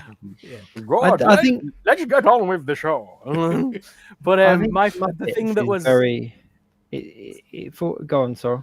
I was just gonna say the best thing that they did this week was it was Jim Henson's daughter that got the final ride through. She went through with all the staff members that was like on the ride that day, and so she got to sit through the show one last time as her father's legacy. And then they locked the door and handed her the key, so she can always have the key. Because they're just going to demolish that building anyway. But she's got the key, and they locked the door to the Muppets show, and she got the key. Oh, that's nice. Sad that. That's nice. I mean, that's nice personally, but you know that it's like you say about rites of passage and stuff. Like it is one of those things that people went for. Yeah. I think Muppets today is very much like things like The Simpsons and stuff like that, like things that have been around for a long time that kind of kids nowadays, they know about it, they know all the characters, and obviously the Muppets have had a few more modern movies, but then you've got kind of like age-old classics like Christmas Carol and stuff that everyone seems to have watched. That I don't think they're making any waves, but they're it's still a strong franchise. It's still got a huge following. It's still it still holds up. Mm-hmm. But talking of locking doors and stuff, obviously with Diamond Select going down the route that Diamond Select went, they were obviously in charge of the Muppet license, weren't they? Or they were pushing out Muppets anyway. And obviously that's a line now that's not going to be fully complete. Well, we don't know because the people that bought Diamond owns NECA. NECA currently have the Sesame Street license, and they're doing very well. So, I mean, they may just start pumping out Kermit the Frog and Miss Piggy, and it won't be the same, it'll be a different line, but... It's the same as the Invincible figures. Like, the Invincible figures, we've got 8 or 9 of those now under the Diamond Select kind of sculpt. And, if NECA start pushing them out, great, but then there's a massive price hike, there's the articulation difference, the sculpting difference, they won't be the same line. And for me as well, like the Walking Dead, like they just started that Walking Dead line, and they were incredible. We never got Negan. No. We saw Negan, we saw the Walkers, and that's it. We literally, I've literally just reviewed those and probably putting up this week, and I kind of put off because I wanted to get Negan and do all 3 together, but it's just not going to happen now. So, Shelley's just saying in the comments that the Muppet Vision is going. Not sure how they're going to merge it into Rock and Roller Coaster. It's because they don't want to pay Steven Tyler anymore. But they'll basically merge the Muppets into that. It'll be I forgot the name of because they did a Disney Plus show about the band, didn't they, from the Muppets? They kind of had a TV show. Didn't do very well. But the Tower of Terror, I'm hoping they change it because the Tower of Terror in Florida is still the Twilight Zone Tower of Terror. Whereas in Paris, it's not the Twilight Zone; it's just the Hollywood Tower of Terror, and it's a little girl that haunts the hotel, and it is the creepiest version I've ever been on. The Paris one is brilliant. The Paris one's brilliant, isn't it? With that little girl, and she sort of goes, "You shouldn't have laughed. The louder you scream, the faster we go," and it just drops into the lights. Friggin' ace. So I'm hoping to bring that one. That one. It's very cool. I didn't realize, is the Aerosmith ride going as well, is it? Yeah, the Aerosmiths. Well, it's not going, but they're basically lost. They're not lost, but they're not willing to pay for the IP anymore. It costs a lot to keep Aerosmith on the ride. They have to pay Aerosmith for likeness rights and all that good stuff. Yeah. So they already own the rights to the Muppets. So what they'll do is knock down Muppets Vision 3D, and then they'll basically put it so that it's I forgot the name of the band from the Muppets, but Animal and all that. And it'll be them that are, racing to their show, and you're invited along for the ride. I'm not a big fan of that ride. It just jerks you all over the place. Yeah. Ooh, put it in. Florida has got the Guardians of the Galaxy ride, doesn't it? Yeah. No. So that's Guardians of the Galaxy. Yeah, that's not Orlando though, is it? That's California. Yeah. No, there is definitely a Guardians. There's a Guardians ride it's in Epcot, yeah. Hollywood Studios. It wouldn't fit the theming, Shelley. That's the thing, because the one in California has got a different theming. It's a part of the Marvel world kind of thing. So that would just look out of place on Hollywood Boulevard, having a great big space hotel. Yeah. But yeah, no, there's one of the Tower of Terror is definitely turned into that Guardians thing. But the Paris one is phenomenal. It really is. It's really good. Back in the day when I went as a kid, it was Stitch. It was Stitch was in a bellhop outfit, and basically you went to the top, and then you saw a cartoon of Stitch picking up the cables and going and biting them and like electrocuting himself, and then the tower just dropped, because they still sell the merch of Bellhop Stitch to this day, but they've got rid of that version of the ride in favor of the little girl ghost. Yeah, I do remember that. The Stitch one was good. Couple of people Electric Mayhem. That's the one, Shelley. That's the one. A couple of people saying it. Yeah. Oh, mate. Tower of Terror is one of my favourites. So I hope they just rebrand it, because that's one of my favourite rides out in Florida, I have to say. Love that one. Yeah. It's because no kids this day and age has any idea who the Twilight Zone is. They've got no idea what that even is about, so they need to retheme it. But like you say, they just make it a spooky hotel. It hasn't got to be Twilight Zone, is it? Nope. Yeah, could be anything. We took our youngest on the one in Paris, because he was literally just high enough to do it, and it was like I had to hold him as we kind of dropped. It was like, but yeah, get the life out of him. But I was like, yep, parenting unlocked. You're not scared. You're not been to Disney. Speaking of nostalgia, though, do you know what's back? Do you know what's back and back on top now from the 90s? Go on. Slap bands. Who remembers slap bands? No, they're not back, are they? So these are WWE title slap bands. Oh yeah. Didn't someone like lose a wrist or something? Like lose a hand? Oh yeah. There's been all sorts of injuries with these things. There was someone lost an eye or something. It got slapped. I think it's just a sheet. It's just a sheet of metal underneath here. Yeah. And the rubber's ripped off and torn kids to shreds over the years. Yeah. But you get all like the £2 at Smith's. Bootleg ones at the boot sale and stuff like that literally were made out of dodgy metal and gave people like gangrene and stuff. I proper headed that. I proper slapped it a bit hard then. Not Alex my thing there. In there as well. Alex just echoing what a lot of people are saying about how frustrating it is when a line starts a wave of figures and never completes it. Legends are massively guilty of that. Let's be honest, they're probably the most guilty of that. Hot toys as well, mind. It's what? Hot toys as well. 1/6 scale figures, starting lines of characters, and you just get nowhere with them. It's because they don't want to bleed you dry all in one go. They want to bleed you for years. Well, yeah. But then sometimes they just stop halfway through, and it's like they'll just literally just stop. But I think obviously with Diamond Select it's slightly different, because obviously we've not had a toy company. There have been toy companies and action figure companies kind of drop over the years, but I think Diamond was kind of one of the bigger ones just because it was kind of up there and had been going for a very long time, and obviously had a lot of IPs out there and stuff. So it'd be interesting to see where the licenses land, because I don't know if NECA will just pick them all up.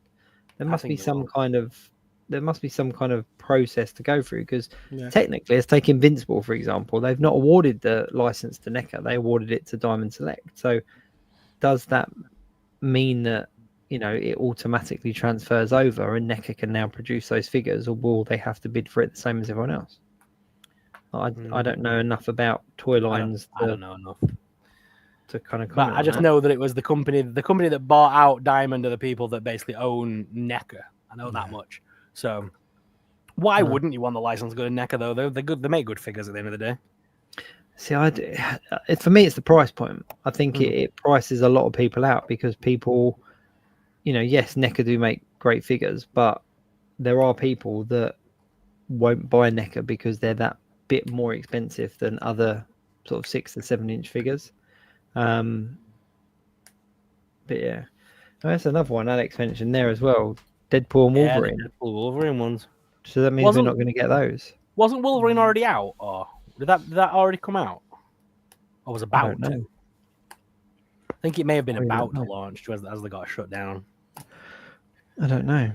But obviously, we've dealt with Diamond over the years, and it is sad to see them close the doors. I mean, we knew Zach, who's one of the big figures of Diamond. He's been a big advocate for them for years, and one of their high up guys, and they were lovely to speak to. And yeah, it's sad to see what's happened to the company. Yeah, it is odd. Sad to see any company feel, isn't it? I think Super 7 are struggling at the moment as well. Oh, they're next to go under, aren't they? I was going to say I think Super 7 are probably the next in the firing line. But licenses can make or break it, because obviously if Hasbro lost like the Marvel license, for example, or the Star Wars license, like how much would that have an effect on them as a business? Super 7 had gold with that Disney line. They just did the wrong characters. They had gold at their fingertips, but they chose to make the hippopotamus from Fantasia and the alligator from Robin Hood. Like, what?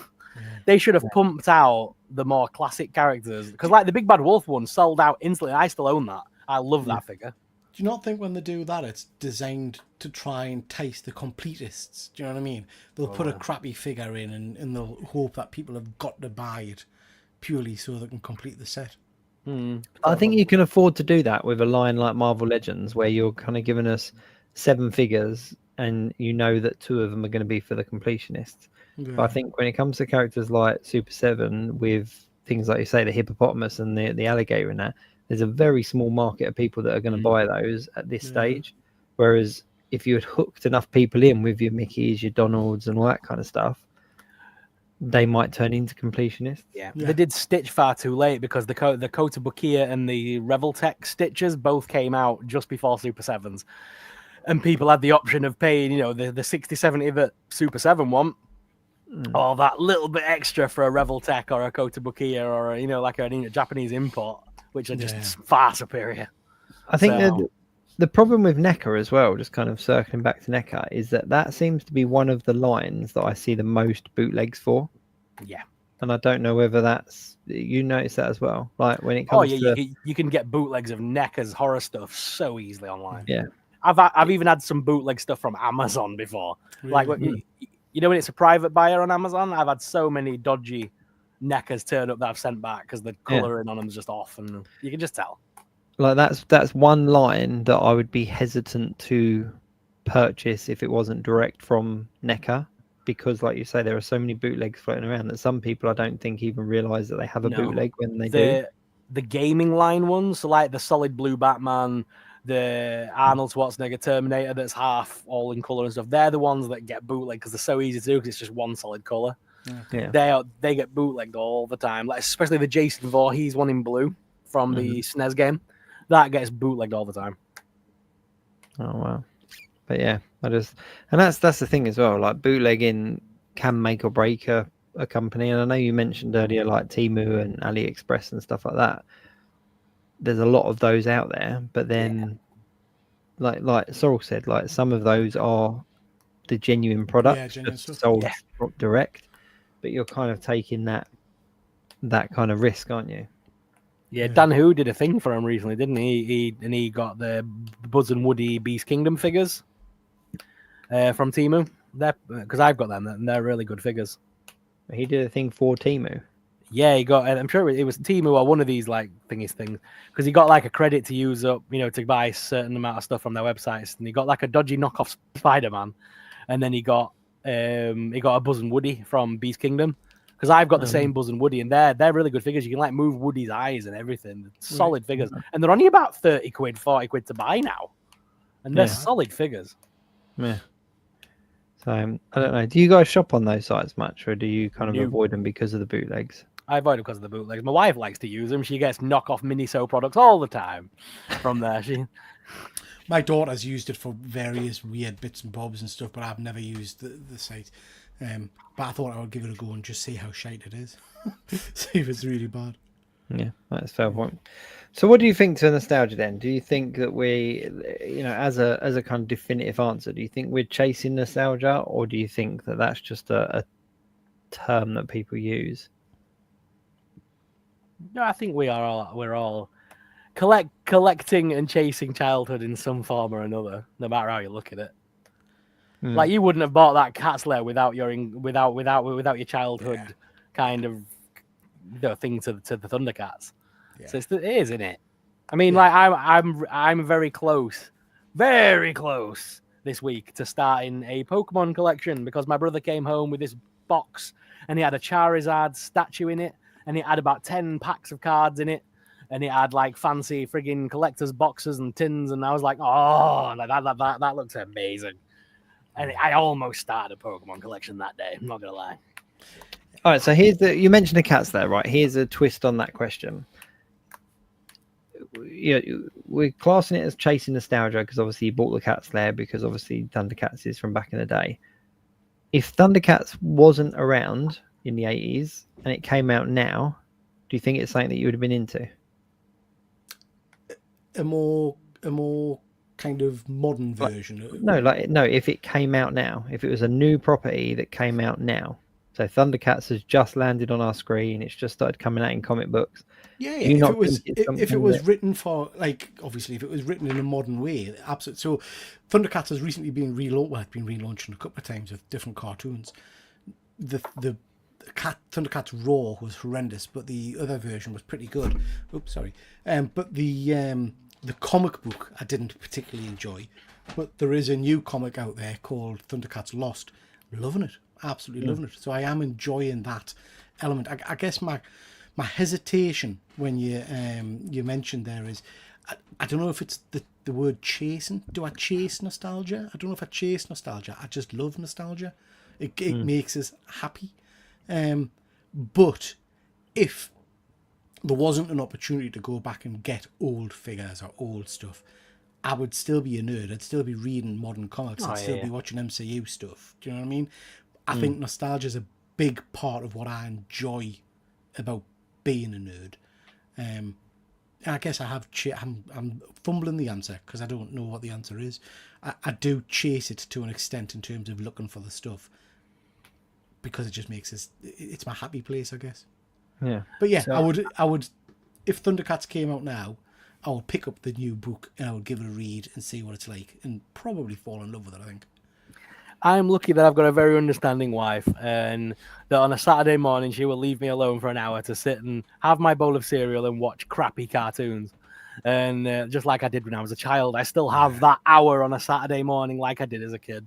And I still do that to this day. And I still have my quiet time once a week where I will sit and read comic books and all that good stuff. So yeah, I still live the life of a child now. I'm not gonna lie. But see, then is that chasing nostalgia? Like, would you even class that as nostalgic? If it's something that you're enjoying very much to this day, then there's no nostalgic element to it. That's just life. that's just because you look back with fondness, don't you? Like, cause like to this day, I cannot not help but get excited when I hear the stupid Power Rangers voices, or you know what I mean. Certain sounds and noises can instantly take you back. Absolutely. So like as soon as I hear the I know that is the Green Ranger, the Dragon Zord's coming, and I'm well excited about it, right? Yeah. Same as how if I hear them, that's bloody Ecto-1's coming, you know what I mean? So like there's certain sound effects, noises. That's really interesting because I'm absolutely the same. There are certain theme tunes or whatever that initiate a response in us. And it works opposite as well. So when I'm expecting to hear it and it doesn't happen, I get really irritated. So, case in point, the latest Mission Impossible film. Yeah. Big action sequences. and I'm waiting. It's a bit like the Bond theme. Do you know what I mean? I'm waiting for the kicking. Nothing. It's like wow. And I couldn't focus on the action and screen. It's like, what are they doing? Where's me theme? You know. So it's interesting. You hear those key sounds and stuff, and your mind goes wherever it goes. Here's another one for you then, Pete. Because for He-Man, it was never about the cartoon. It was never about all the catchphrases. For me, it was always, on today's show, we learned about the power of share. Yeah. Do you think they're going to do that in the movie? I hope so. I hope every episode ends with him doing it, like in live action. It's got to be all about the power of magic. Yeah. Post-credit scene, or even like as an online skit. Like it's got to be. They've got to do it somehow. Like. What are your feels on this film? Post-credit, wouldn't it? That would be an amazing it'd be best. post-credit. Are you excited for the film? I'm hyper. Do you know what? I'm quite easy going with this kind of stuff in some regards. As long as it gives us a feel of the original. I'm not that bothered if it's not kind of picture perfect in terms of costumes and designs and stuff like that. I just want it to feel a bit like the original, you know? I'm just excited to see these properties still alive, to be honest. I'd love a Thundercats live action, but that's I think I've been waiting for that for years. Yeah. I think it's really interesting though when they take something and they try to modernize it and it falls, but then years later it gets a following. Yeah. And obviously we saw it massively with the prequels, didn't we? You know, they reimagined sort of Star Wars and gave us these prequels, and at the time everyone was kind of like, no, you can't do that. And now obviously they've got this huge following. But then, you know, you get films like the re-release of Power Rangers. You know, they modernized it, and at the time everyone kicked off. But now if you look online, people are kind of saying, oh, it didn't get the credit it deserved and all this kind of stuff. And, you know, I wonder whether the He-Man thing will fall in that camp where people will kick off so much because it's not the original. But then a few years later, people will talk about how great it is. It looks good. It looks good. It It does look good. It does look good. I'm not sure on the whole story of him coming to Earth and all that kind of stuff like that. But you've got to do that. You've got to do that because for old farts like me, we know the lore, we know the backstory and stuff. But you need to introduce it to kids. So kids, I don't think will get that straight away. So having He-Man be your character that doesn't know what's going on. He's going to be used, I would imagine, as a vehicle to explain the story to people because the characters are explaining to him what's going on. That gets people up to speed. We then get back to a turn, for the end of the movie. And then in future movies, you don't have to do that recap anymore. You can base it all on a turn, you know? But why couldn't they just do a whole film in Eternia? Why can't they just create the universe there? Why does it have to tie into modern day Earth? Oh, I don't. Sorrel's going to pop. Come on, Sorrel. Go on. Spit it out. Sorrel signed an NDA and can't discuss this. Sorrel does know. Sorrel would love to say. Sorrel has seen some of it, but Sorrel cannot say a thing. Okay. I got invited to. I can't even. Can I say that? I don't want to get in trouble. I don't. Amazon's lawyers are strong, and I don't want to get sued. I signed an NDA. I can't really discuss this comment. Carry on. Okay. I can discuss it in 11 days' time when the video's out. Right. Good stuff. So we know there's a video coming out in 11 days. There we go. Okay. Yeah. No, one thing I can say. It's so you know Stranger Things. You know how they've done that, and it's set in the 80s, and you know that they tried to do that with Star Wars recently, where they made it feel like it belonged in like a Goonies or 80s nostalgia. Yeah. The whole point of He-Man coming to Earth is to capture nostalgia. Stonewashed denim, boomboxes on shoulder. You know what I'm trying to say? Mm-hmm. They've gone down that route, and that's all I can say. And I re-zip my lip. Please don't sue me, Amazon. Okay. And there's a whole toy line coming out from Mattel, and it looks amazing. And let's not forget, it is tied to the mythology because He-Man's mother's human. You know, she's from Earth, so there is that link, I guess. Yeah. I don't know. Anyway. I always envisioned like a He-Man movie would be like a Conan the Barbarian film. Yeah. You know, it's just big swords and fights and all that kind of stuff. I mean, yeah, I don't know. Could we not have a really ripped Arnold Schwarzenegger just playing his father or something? That'd be amazing. Yeah. Yeah. She said, waiting for the stream to end, and after 12 or 7 days, the stream's been copyrighted by Amazon. Oh, there we go. Panels in Half Pint said the new Top Gun movie used a lot of the music from the 80s, and I felt it amplified the nostalgia for it. Yeah, I mean, that's 100%. But I just think that music and themes and stuff is a thing as well. Like theme tunes were a big thing back in the day, whereas now they don't seem as. I still watch professional wrestling to this day, and I love a bit of WWE.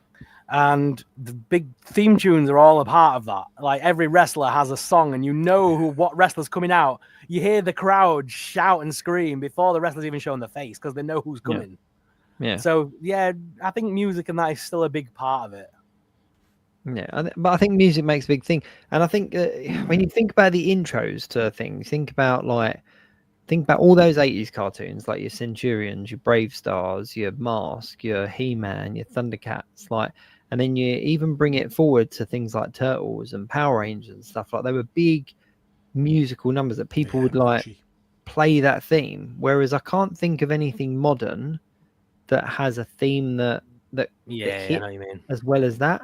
And I think that makes a massive difference to that nostalgic element. Like the stuff that's coming out nowadays, in 20, 30 years' time, the nostalgic element won't be tied to music, whereas for us, it very much is. Trashy Boys Toys. Say his name and he appears. I believe in Joe Hendry. There you go. That's a wrestling theme song. Yeah. Yeah. No. Yeah. No. You know what? I thought I was going to jump on the wrestling bandwagon a lot more because I used to be a massive fan of wrestling. And I thought I was going to jump on it when it came to Netflix, but I just kind of didn't. It just felt like a bit too much. Like there seems to be so much. There is so much. A new thing that's coming out though, which is going to be awesome. There's a behind the scenes like documentary series coming out. And it's like I think a lot of people jump on that because it shows you like Triple H in the boardroom, how they make the scripts and how they function day to day as a company. So I think that's quite interesting for like fans that are growing up with it. There was only one documentary I needed, and that was the McMahon. The McMahon one. See, that felt like it was getting you up to speed, ready for the launch of Netflix WWE. That felt more of a, this is what happened in wrestling up until this point. Like I gave you a brief history of wrestling. You know what? I think actually coming out of that documentary, I think I kind of came to the realization. I was like, right, well, the wrestling I was into was well wrong. So I'm not going to like any of this new stuff. Like, if you haven't got this, yeah. So I don't know. Never got into wrestling. It was never my thing, I'm afraid. I don't know why. I think as well, the other thing as well is that seeing people like Logan Paul as like a main wrestler, is it Logan Paul or is it Logan Paul? It is. Seeing him as a main wrestler just kind of takes it away from me because he's a real life person, but he's playing himself that we in a scenario that we know is fictional, and but it's kind of like he jumped in head first and really learnt the business. Like he can actually wrestle, and he's worked out to get bigger. And he's completely gone head in first. And a lot of people hate the guy for what he's done, but he plays the perfect villain on television. He's good. Don't get me wrong. I've seen some of his matches, and I think he's as a wrestler, I think he's phenomenal. But I think it broke that kayfabe for me in the respect that for me, Hulk Hogan was Hulk Hogan, and he is Hulk Hogan. Like wherever he goes, he's Hulk Hogan. But that was very much a persona that he created, and then obviously cashed in on it for whenever. Like The Rock, even now, he's still The Rock. When he's in films, he's still The Rock. Whereas Logan Paul was Logan Paul, and then he went into the world of wrestling as Logan Paul, and now plays Logan Paul, and it's kind of like that. Kind of broke it for me a little bit. I don't know. So the thing with Logan Paul is he's just literally been in a match this weekend. It was the Money in the Bank match, and he was with John Cena and Jey Uso and Cody Rhodes. So he was with three of the top talent of the company in a match. So they're pushing him very much up to the forefront. They want him to be like a big name in the business. Yeah. I just touched on that very quickly. I completely agree with you there, Alex. Yeah, that was So bad. I know nothing about wrestling, but I do know about that, and I think Alex is absolutely right. Yeah, he should. Yeah. Yeah. That's why WB will never take him back to Japan. Every time they do a Japan tour, Logan Paul's not a part of it. Yeah. On the But yeah, I mean, I've path of been up to see the shows. But I, you know, for me, wrestling was a big thing. Like we talk about nostalgia. Like as a kid, I loved it. I absolutely loved it, and all the way up into kind of my 20s, like I loved it. I used to love watching like NWO. I loved the whole WCW versus WWE, because there was an element of real life in this fictional world. Like we knew that the two companies were at like battling against each other. So when a character that was in one appeared in the other, we knew that that was an actual like that wasn't for show. That was like, oh, that person's jumped ship and they've gone over there, and that was really exciting. Like for me, I don't think they'll never reach that level of entertainment again. Most of them are all owned by TKO now. So like AEW's Tony Khan and that, they're all they own shares in each other's companies. So like they do the wrestlers from like AEW will cross over into WWE. Like at the Royal Rumble, they had Joe Hendry, the guy that I was just singing the theme song for. Yeah. He's becoming a big thing online, and he's like appearing in WWE now, but he's not actually hired by WWE. He's with a completely different company.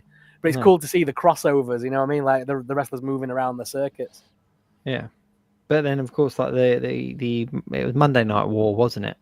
Monday Night War was the kind of tagline for it. But that was fun to watch, because it was kind of like you either liked your WCW or you liked WWE. Yeah. Well, you watched both, but you kind of had the one that you wanted to win, and they were actually at head of each other, and that was kind of really entertaining to watch. And you know, they should have cashed in on that even more and made even bigger a thing of it. Yeah, as Alex is saying there about it getting repetitive, it did. Recently, they've started using storylines that I recognize that they've just changed them slightly, but they are the same stories from back in the day. Yeah. They've got a guy at the minute who is basically Kurt Angle, and he's. But yeah, he's basically become the show about nostalgia, and wrestling falls into nostalgia. Yeah. There's this wrestler at the minute, and he's basically like a Kurt Angle type, but he put on a mask at the weekend, and he's become a Mexican lucha libre wrestler now, going by the name of Grande Americano, which is a fucking coffee, which I think is hilarious. But he's going by, and he's like, and they keep doing this whole like, oh, but that isn't Chad Gable, that's Americano. He's a new wrestler. Like, no, it's the same guy. He's got the same bloody boots on. He's just got a mask on. It's stupid. They did that with Hulk Hogan when Vince McMahon fired him. They brought it back as Mr. America. I remember watching it back in the day when I was much, much younger, when people like The Undertaker first came out, and it was Hulk Hogan. Ultimate Warrior, I think, was one of the ones. Warrior, and stuff like that. But I don't know why, I just never got into it. No.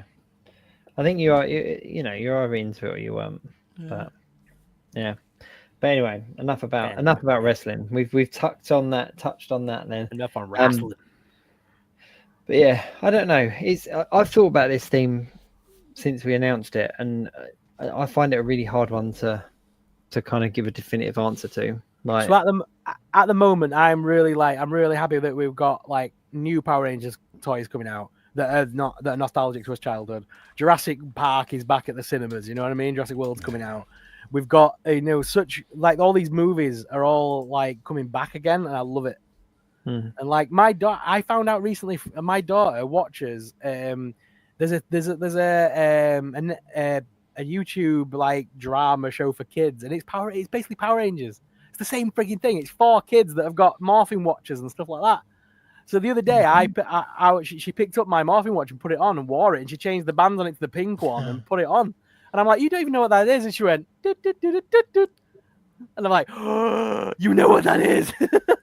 I got really excited. It's not Power Rangers. It's something different.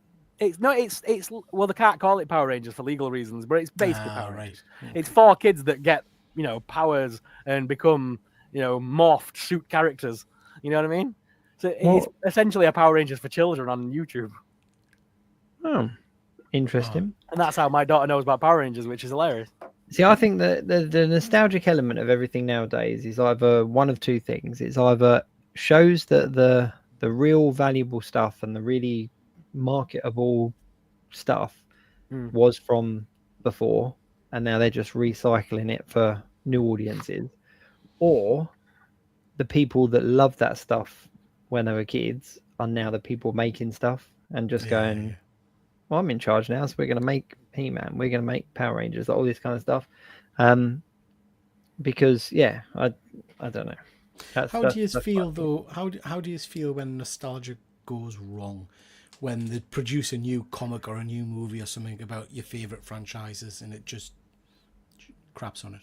So I'll use the example of, I mentioned the recent Thundercats comic. Thundercats, but probably bigger than that for me is the Transformers universe by Michael Bay. Yeah. Just not my. I'll go and see them. I'll watch them every time because it's Transformers on the big screen, so I'm happy to see that to an extent. But it bears very little resemblance to anything I would align to a Transformers kind of universe or cartoon. Yeah, see, I class the Michael Bay Transformers as a different type of Transformers. Yeah. Like, it's not the Transformers I grew up with, but it's Transformers for a modern audience. You know, like it's. So yeah, I'm with you on that, but I don't know. Like, there are certain things that, if we're talking movies, for example, like Starship Troopers. Starship Troopers is an incredible movie, has an incredible cult following. Like the actors are still doing the cons, they're still doing the circuits and everything.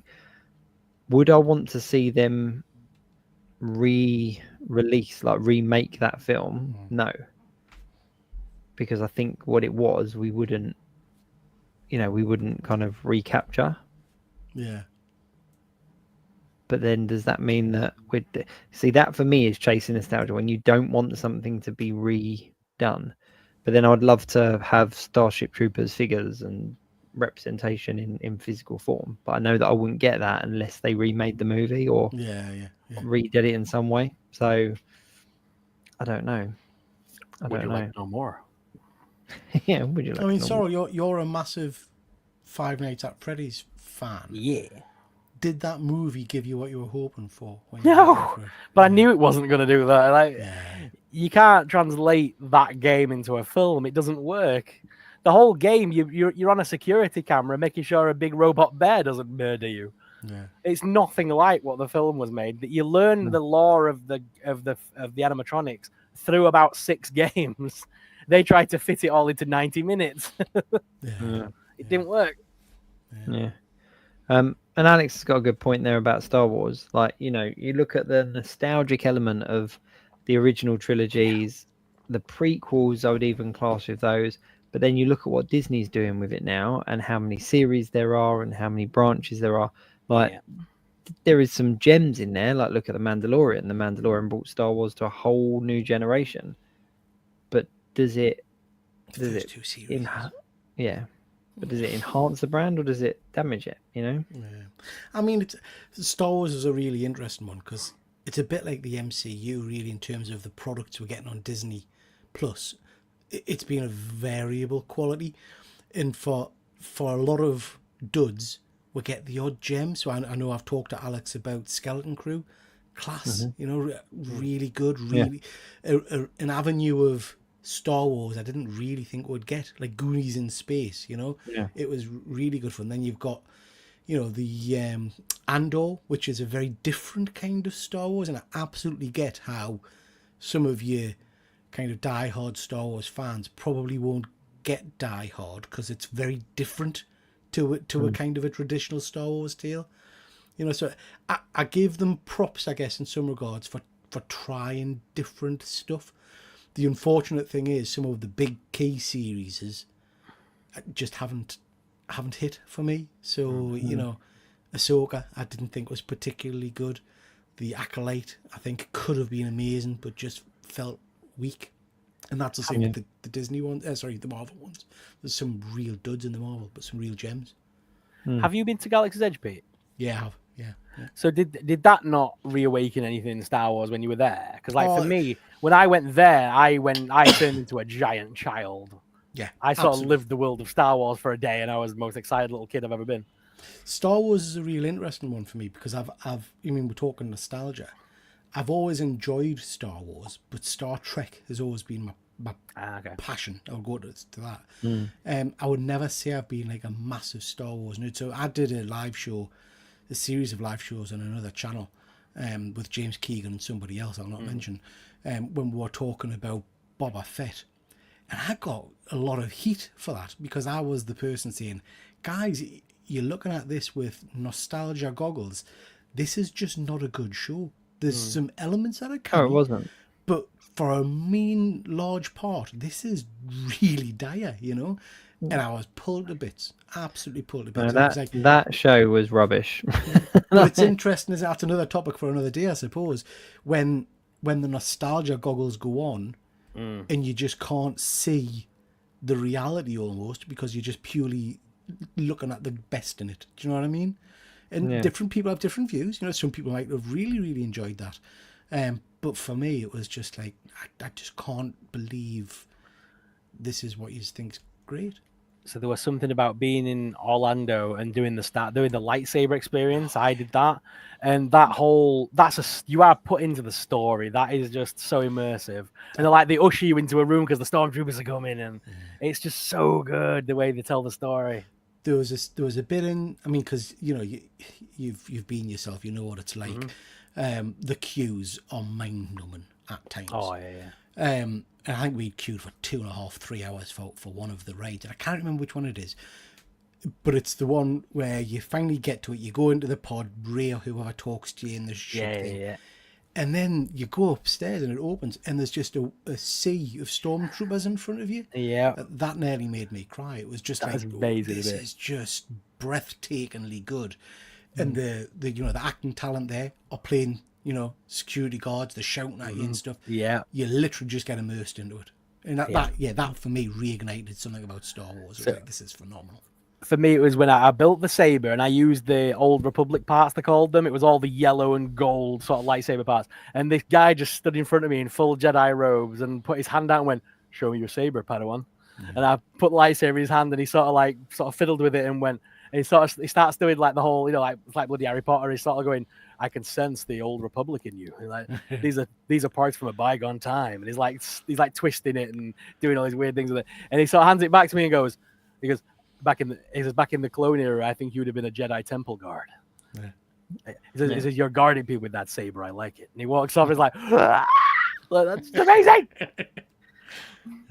And like there was a bit. Oh, sorry, I'm just going to tell you. There was a bit, and it was this little. It was clearly magnetic, but it's like rocks on a thing, like. And I'm sat there having a drink of water, and just Ray just appears at the side of me, and she goes like that with her hand, and these rocks just fell over, and I'm like, "Ah, it's real!" Like it's clearly magnetic because they're just gonna set it up for her to do it again next time she comes around. But it was just, I was just sat there. There were no one else there. It was just me and my dad, and she just goes. She sort of tapped me and she went, like, "That's amazing." Interesting you're saying that because, again, linking into nostalgia and just the mindset. I still, if I'm walking towards doors, I'll do the hand movement, or I'll do the Star Trek, you know, every time. And I do it sometimes when I'm with people and they kind of look at us like, "What are you?" It's like, "Yeah, okay." But it sounds again like it's triggers there, like you know, it's a tough one. Sorry, it's the little noise you made. I can't do that noise. I can't do that one. That's good. I like it. Do it again. Do it again. That's perfect. That is good. That does sound like the doors. That is good. But see, for like talk about lightsabers and stuff. Like for me, as a kid, a lightsaber was like, they still do them nowadays. You know, the plastic tubes that kind of flick out and stuff. And the fact that you can buy stuff now that lights up, that you can fight with, that you can obviously there's actually the proper ones that actually come out now and everything like that. Like smart. But yeah, and that for me, like I had to have a lightsaber. I had to get a lightsaber, a modern lightsaber, because as a kid I had a lightsaber and I always wished that it glowed or that it was like looked proper. Like even as a kid, you know that it doesn't look the same as the ones you're seeing on the movies. So that's tapping into that nostalgia for me. And like the Star Wars, the lightsaber build is on my list when we go back. Like that's what we're going to do. I've promised my sons that they can do it and we'll all do it together and stuff because it's that tapping into that nostalgia, isn't it? Yeah, we got a couple of years back. We got two of the, I think it was Saber or something, the company, but two of the dueling lightsabers. So the ones that are designed so you can smack them around. Yeah, so me and my son both got one of them, and it's so much fun because it makes the noises and everything. Yeah. And, yeah. Yeah, mine does that. That's my funniest thing is that I mess around with the boys, and as they hit it, it goes. It's just fantastic. All right, then. So, final kind of parts of the question: is there a price limit on nostalgia? No. Not for me. No, I'm afraid. I'm being brutally honest. My spending habits of getting out of control over the last few years. I started very low, and then I think it's, as we've talked about, as you get more adult money and stuff like that, it just gets more and more and more. And if the right piece came along, I'd find the money somehow. I don't know what the right piece is. Do you know what I mean? I don't know what I honestly don't know nostalgia fuel what I want now. But I've just, obligatory mention. I've just paid a lot of money for a cat's lair, and it's a big chunk of placky. So I scare myself in terms of what I would spend on nostalgia based stuff. But see, for me, like owning that piece of nostalgia, like with things like signatures and stuff like that, and like authentic things from movies and things like that, and comic books from, like the Secret Wars comic I just picked up, 1984, issue 8. Like I could get the comic reprinted, I could get the comic digitally. It's not about having the story within the pages, it's about having that physical comic. And I think that has a kind of an attack on my spending, if you like. Like I think if the right thing came up, like I know that you and Alex is joking about your signatures and stuff, but like Christopher Reeve stuff, like if the right thing came up and it was authentic, that it'd be a dangerous place for me to be. Place for me to be. Too. But it's just about having it, isn't it? It's just about kind of having that little piece of the past. I don't know. Interesting one. Interesting. What about you, Sorrel? Me, I don't collect high-end stuff, so I'm not worried. He's like, no, sod it. Give me a blind bag. I'm happy. Everything that I collect is this is why I've never got into high-end stuff, because I've got addictive personality. I'm terrible, and I worry myself that if I got into what you guys collect, I would be bankrupt within a week. Because I go to Smith's and I can drop 200 quid on crap, blind bags, little action figures, little stupid bits, but it all adds up. And if I was into high-end stuff, I would only be able to make one video a month. Whereas with my chasing nostalgia, I love my stupid little blind bags, and I can make 5 or 6 videos a day and not even bat an eyelid about it. You know what I mean? So I'll keep collecting my plushies, my dolls, and my little blind bags. And I'm quite happy. Yeah, that's fair play. I think with the high end stuff, like for me, that it's easier to like box. So it's kind of like, you know what, I like this particular thing, and I can get one figure to represent that. Like I don't have any 1/6 scale Star Wars figures, but I know I could get one, and that would be enough. It's just it would have to be a Vader or a Obi-Wan or something, and I could happily keep that as one. But then Superman, for example, I've got like 3 or 4 Superman 1/6 scale because of different actors and stuff that have played him. But yeah, I don't know. See, I said, and I wasn't, because I'm not a massive Star Wars fan, I said I wouldn't get a 1/6 scale Star Wars figure, and then I decided, no, I need one to represent, because I've got like a movies section in my 1/6 scale figures of films that mean something to us. So I thought I have to get something for Star Wars. So I got one. I can't remember what, I think it was Ahsoka. And then I thought, well, she looks ridiculous standing by herself. So then that went on to a Luke, and then I got a Vader, then I got a Boba Fett and a Mandalorian, then I got the 2 Stormtroopers. And now it's like, do I need the original 3? Do I need Han Solo, Chewie, and Princess Leia? I mean, you've got it. Yes, you do. You've got an Ahsoka. You at least need them all now. I hate the Ahsoka, but I don't want the Ahsoka. Do you know what I mean? Just quickly before we finish, Panels in a Half Pint, Sword of Power, signed by Dolph Lundgren. That's definitely. I'll definitely. Real good point, Sean. Real good point. I've got a Sword of Omens. I don't have. If I'm getting that kind of prop weapon, I like a proper prop weapon. So I like a metal sword. So I've got a metal Sword of Omens. I don't have a Sword of Power. So I would like a Sword of Power. There's a shop, Pete, in Scarborough. Yeah. that sells those kind of things. It's a guy who quite often goes to a lot of the toy fairs, and he had a one when I was over in Dublin, I think it was. I very nearly got it, and I thought, oh, how am I going to get it on the aeroplane? So yeah, I decided not to. Because there was a TV show called Once Upon a Time, and it was and you're Rumpelstiltskin. Yeah. He had the dagger. Robert Carlyle? Yeah, Robert Carlyle. He had the dagger that said the dark one on it, had his name Rumpelstiltskin written down it. I've never seen my wife get more excited for a prop in my life. She went into that shop at Scarborough where all the weapons and stuff on the wall, and she zoned in on it. Went, the dark one's dagger. I'm taking it, and she dropped 70 quid there and then and just walked off with it. I'm like, that's crazy. Class. So nice, bud. Nice. One to finish off quickly. Josh Boy Toy said, "What's the oldest toy you all own?" Nice one to finish off on the nostalgic tab. I don't know. A lot of mine's pretty modern. I don't really have much old stuff. Not on display, anyway. I'm having a look. Comic book, 50s, 1950s. Oh, Jesus. Golden Age, Captain Marvel. Toys, probably it'll be early 80s. It'll be, when did the He-Man figures come out? 83, I think? 82 or 83? Yeah, so it'll be, I've got vintage He-Man figures. I think they're probably maybe 82. 82 maybe, yeah. I think they're probably the oldest figures I've got. See, the oldest one for me, and it's only because I've got it right next to me, my Secret Law Spider-Man. What's this? This is 84, I think. Yeah, 84. Yeah. But that's from when I was a kid. Yeah. Like, and you can see like how beaten up he is and stuff.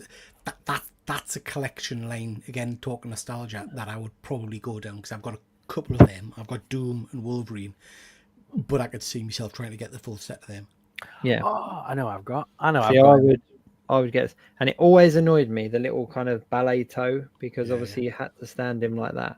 Yeah. Just always annoyed me that you couldn't stand him normally. But yeah, he's literally next to my desk. Just he's like one of the first ones I had, not one of the first toys I had, but the oldest one I've still got in my collection. So he keeps his place. Alex, I love how people think that I only open and collect things on YouTube. If you think my spending is bad when I do a YouTube video, you should see what I'm like in real life. Never mind just on a camera for 10 minutes at a time. But my oldest thing in my collection actually is, the 80s, I think it was 80s,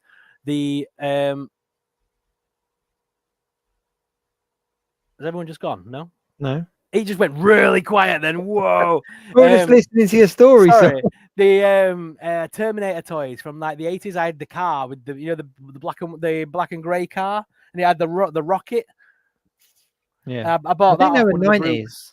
Was that 90s? I remember I bought it from one of the groups, and they sent me a bunch of other figures like from that same sort of time era with it. It was pretty cool. That's the oldest thing I've got. Brilliant figures. Right, we've overrun. We're going to end it here. Obviously, thank you very much, everyone, for tuning in. We do appreciate you. Do check out the description of the videos. Obviously, everyone's links are there. Give everyone a follow and all that kind of stuff. We do appreciate all the support. We'll be back in 2 weeks' time with episode 194. We don't know the theme yet, but we'll decide what it is and we'll post out about it. Anything you guys want to say before we kind of round up? Nope. Yeah, well, no, that's it. But yeah, that's about it. We'll be back in a couple of weeks with something else, talking about something that we'll decide between now and then.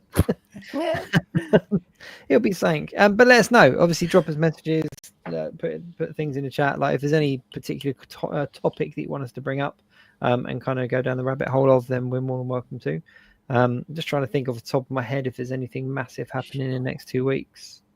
Shelley's going to Orlando. Damn you, Shelley! I'm jealous. Nice. Yeah, we'll do a whole show on Shelley going to Orlando. And she's going to the new Universal theme park. She's gonna have all the horror monster merch to play with, all the Jaws 50th anniversary merch. Oh, I don't hate you very much, Shelley. I promise. Send lots of pictures. I'm desperate to see the Monsterland. You just want to see Shelley in a bikini pic. Well, guys, till next week. Keep it geek.